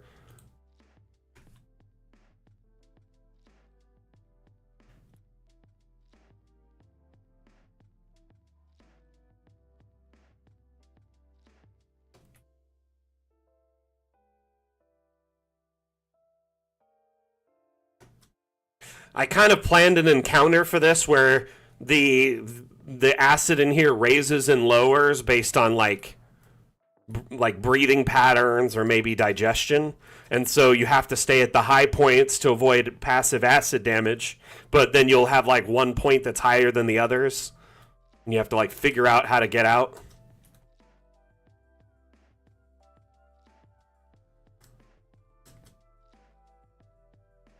Right.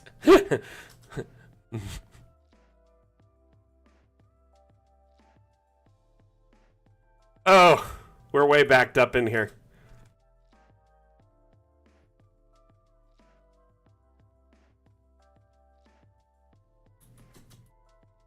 This is like a tumor.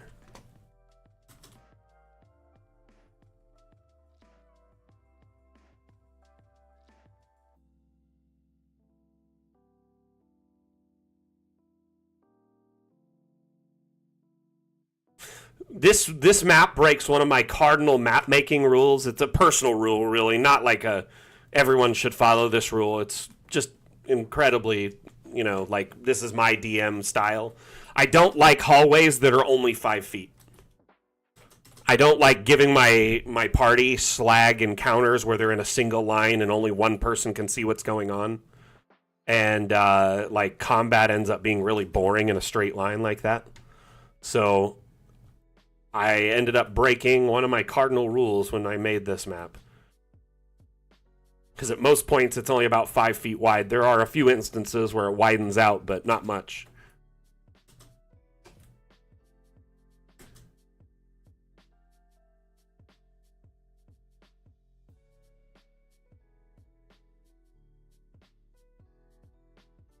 There's the end. The cleftal horizon, if you will.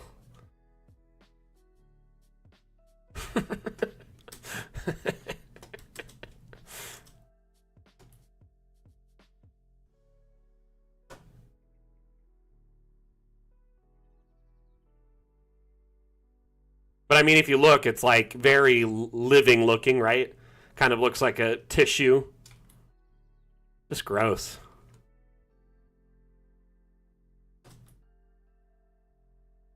Would any of you run your players through a map like this? Maybe one of them got swallowed by a big creature and the rest went in to save them, or maybe they have to rescue someone or a MacGuffin inside that was swallowed.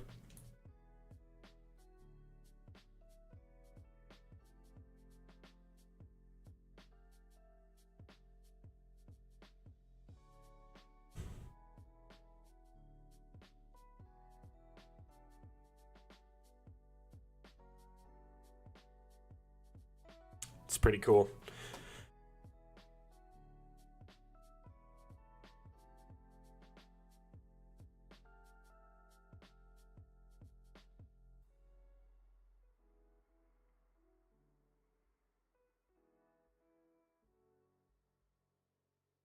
Yeah, parasites, antibodies, other survivors inside, maybe even zombies, things that were eaten but like continually stay alive. You can have all sorts of stuff in there. Inside are gross. Lemmywink's adventure. Oh no. That was not the the the South Park reference I was expecting today. Ooh. This is cool. Let's check out this temple first.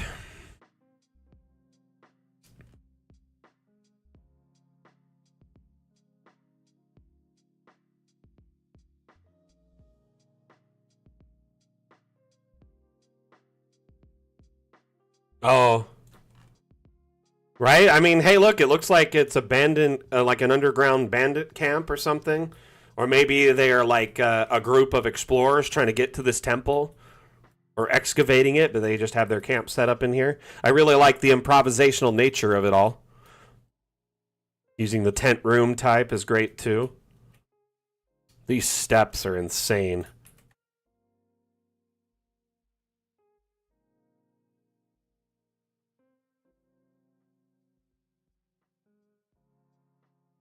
Looks good though.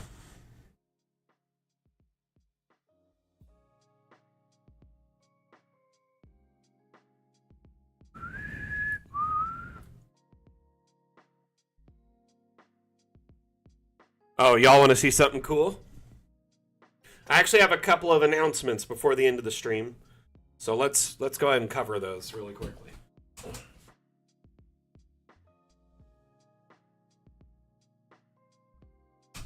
So, announcement one, I've been having all sorts of mic trouble for the last month or so. My mic disconnects randomly. When I boot my computer, it's no longer connected. Sometimes during the stream, it stops working. Less rare of it's to stop working once it's already working, but it has trouble staying working. And I've tried different USB ports, different cables. I think the mic is wearing out. I sound weird now. See, that's what I mean. The mic, having trouble. So I got a new mic.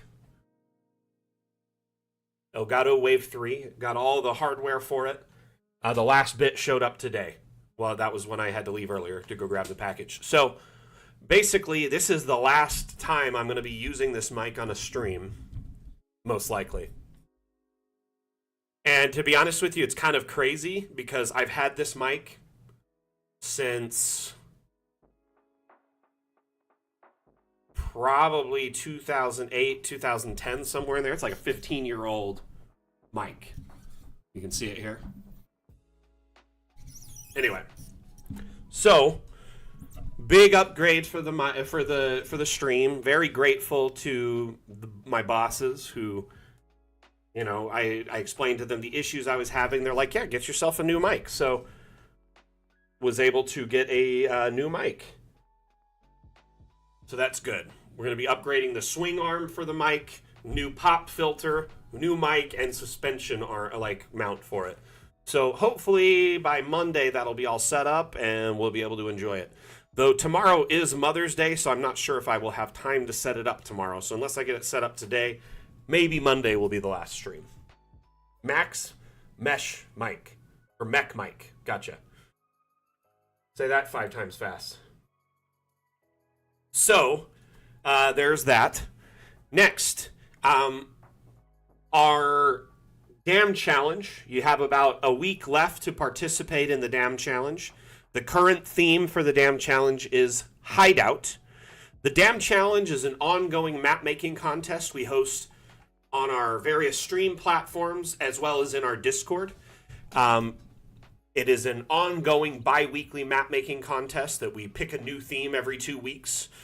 Encourage members of our community to participate and make a map of any shape or size using that theme as inspiration. So the current theme is Hideout. You use that as inspiration, build a map of any shape or size, submit that to the Dam Challenge channel in our Discord.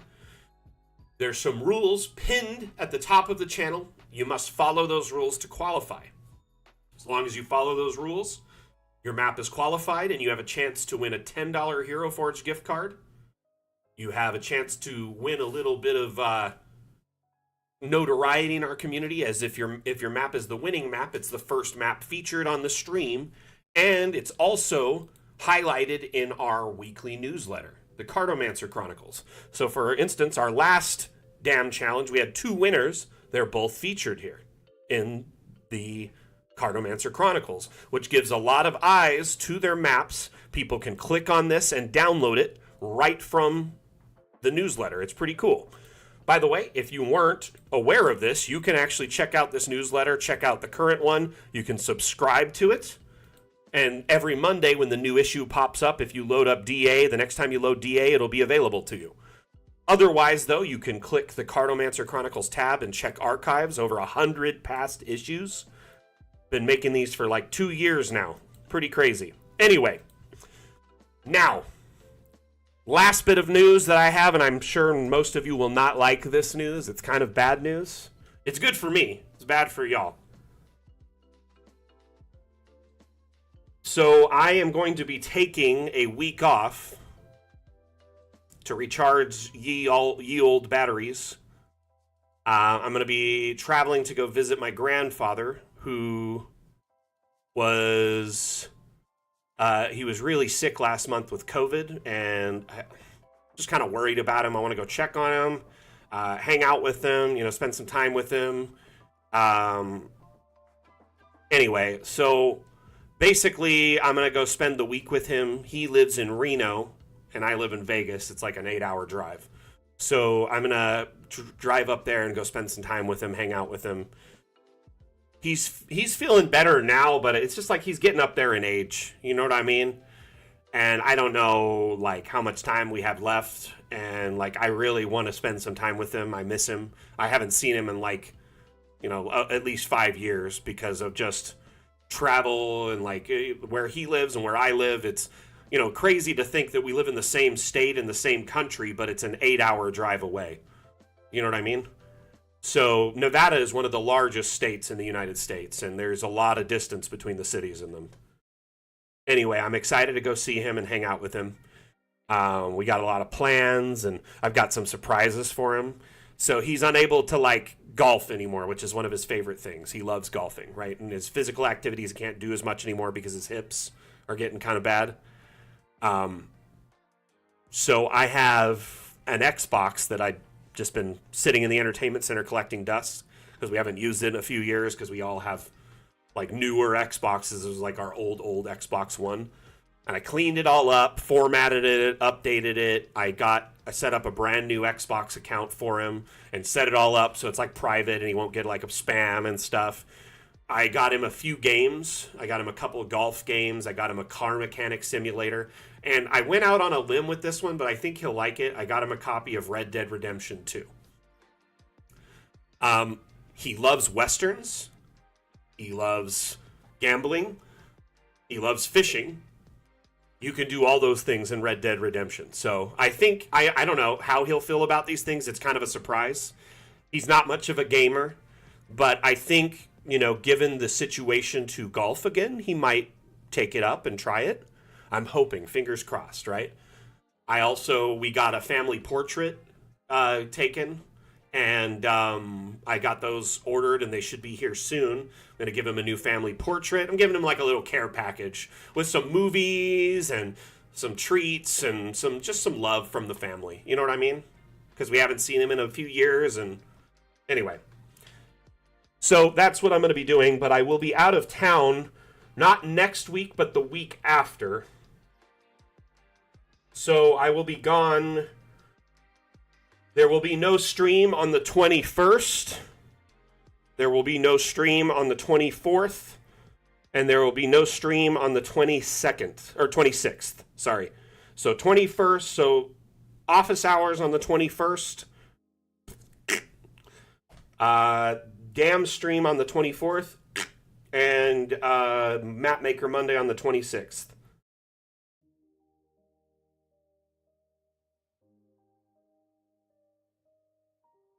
I really think he'll like it. He's gonna. I know he'll be like, oh, I don't like gaming, it's weird. But I'm gonna load up a golf game and just be like, well, I'll play and you can just watch. I think he'll get into it just a little bit. It's gonna be like a little bit of a learning curve for him, but I think he'll get it quick.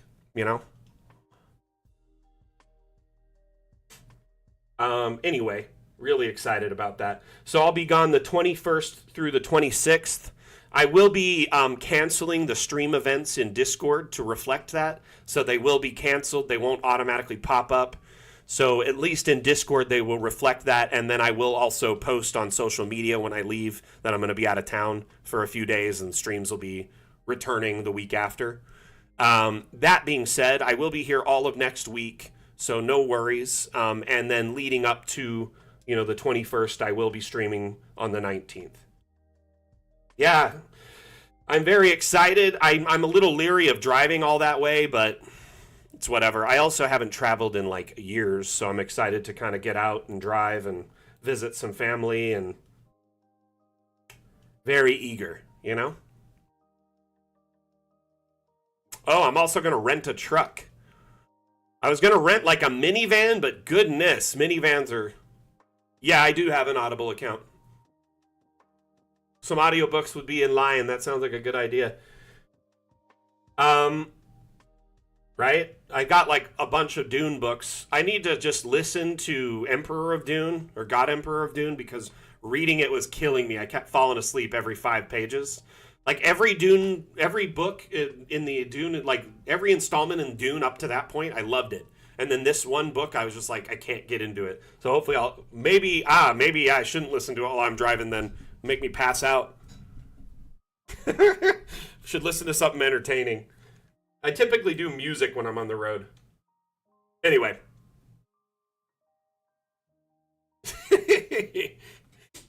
So, everyone, thank you so much for hanging out today. I had a lot of fun. We'll be back on Monday with Map Maker Monday. Let me show you what we've been working on for the past few months. Keep in mind, Map Maker Monday, we only get to work on the map once a week for about a half hour, because it's a 2-hour stream. You know, we spend about a half hour with intro saying hi, welcome everyone, talking about stuff, catching up. And then we spend about an hour doing support and answering questions and showing teasers. So more often than not, I don't get as much time building as I'd like to. But, yeah, Evil Penguin, I agree. I just had so much of a hard time staying with it. I think it's mostly because once the tie is the time jump is the big thing. I think it's just so hard to buy into, right? Anyway, the time skip is what I didn't care for. Anyway, it is what it is. But this map we've been working on a little bit each Monday for a while, and it is coming along. As you can see, this is a massive map. It's actually 85 by 87. We're over 2/3 of the way done, and where we're working on right now is what I call the sardine can.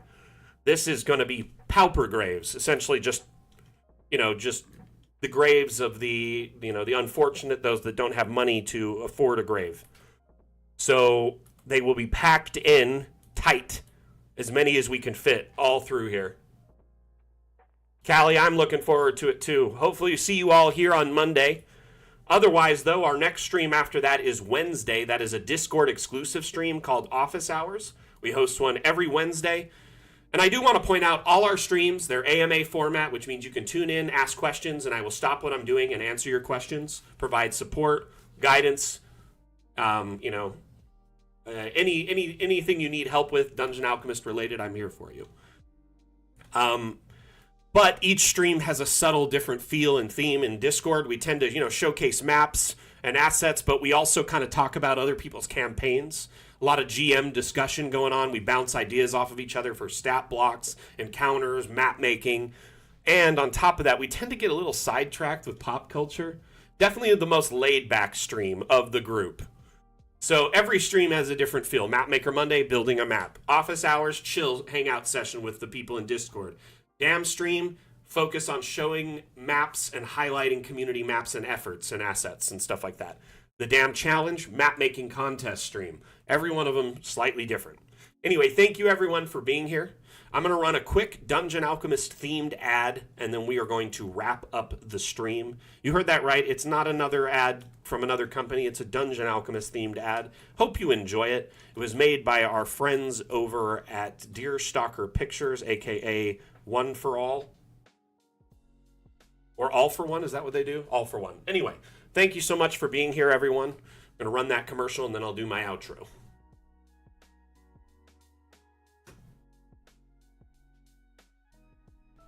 You stand before the long, dark road to the fabled realm of Goyak-Ta, and before— Who do we see? I don't know, a goblin. I kill him. But before she does, I, Gilliam of Firth, demand to know the goblin's name. Hi, my name is Woblin. Where do you live there, Woblin? I don't think that's relevant. Well, but I, Gilliam of Firth, demand to seek the goblin's abode. Clever. Find family. Kill entire bloodline. I like it. Seriously, we're doing this? Okay, well, won't be needing that anymore, will I? Ever get caught by your players with your pants down?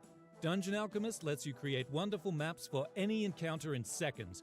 Oh, Woblin, that's a very impressive cheese collection you've got there.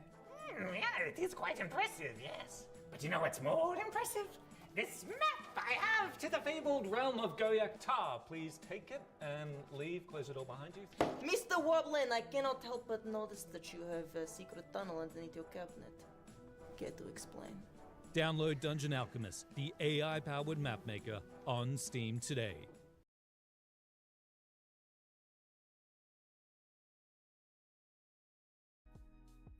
Hey, Evil Penguin, thank you for tuning in. You're welcome back anytime. Would love to see you in any of the future streams. Appreciate you so much. And remember, everyone, if this is your first time tuning in and you enjoyed the stream, you want to make sure you don't miss out on streams in the future, make sure you hit that like, follow, subscribe, share, whatever button is appropriate for your platform. Smash it so you can find us in the future when we go live. We stream 3 times a week for your convenience and pleasure.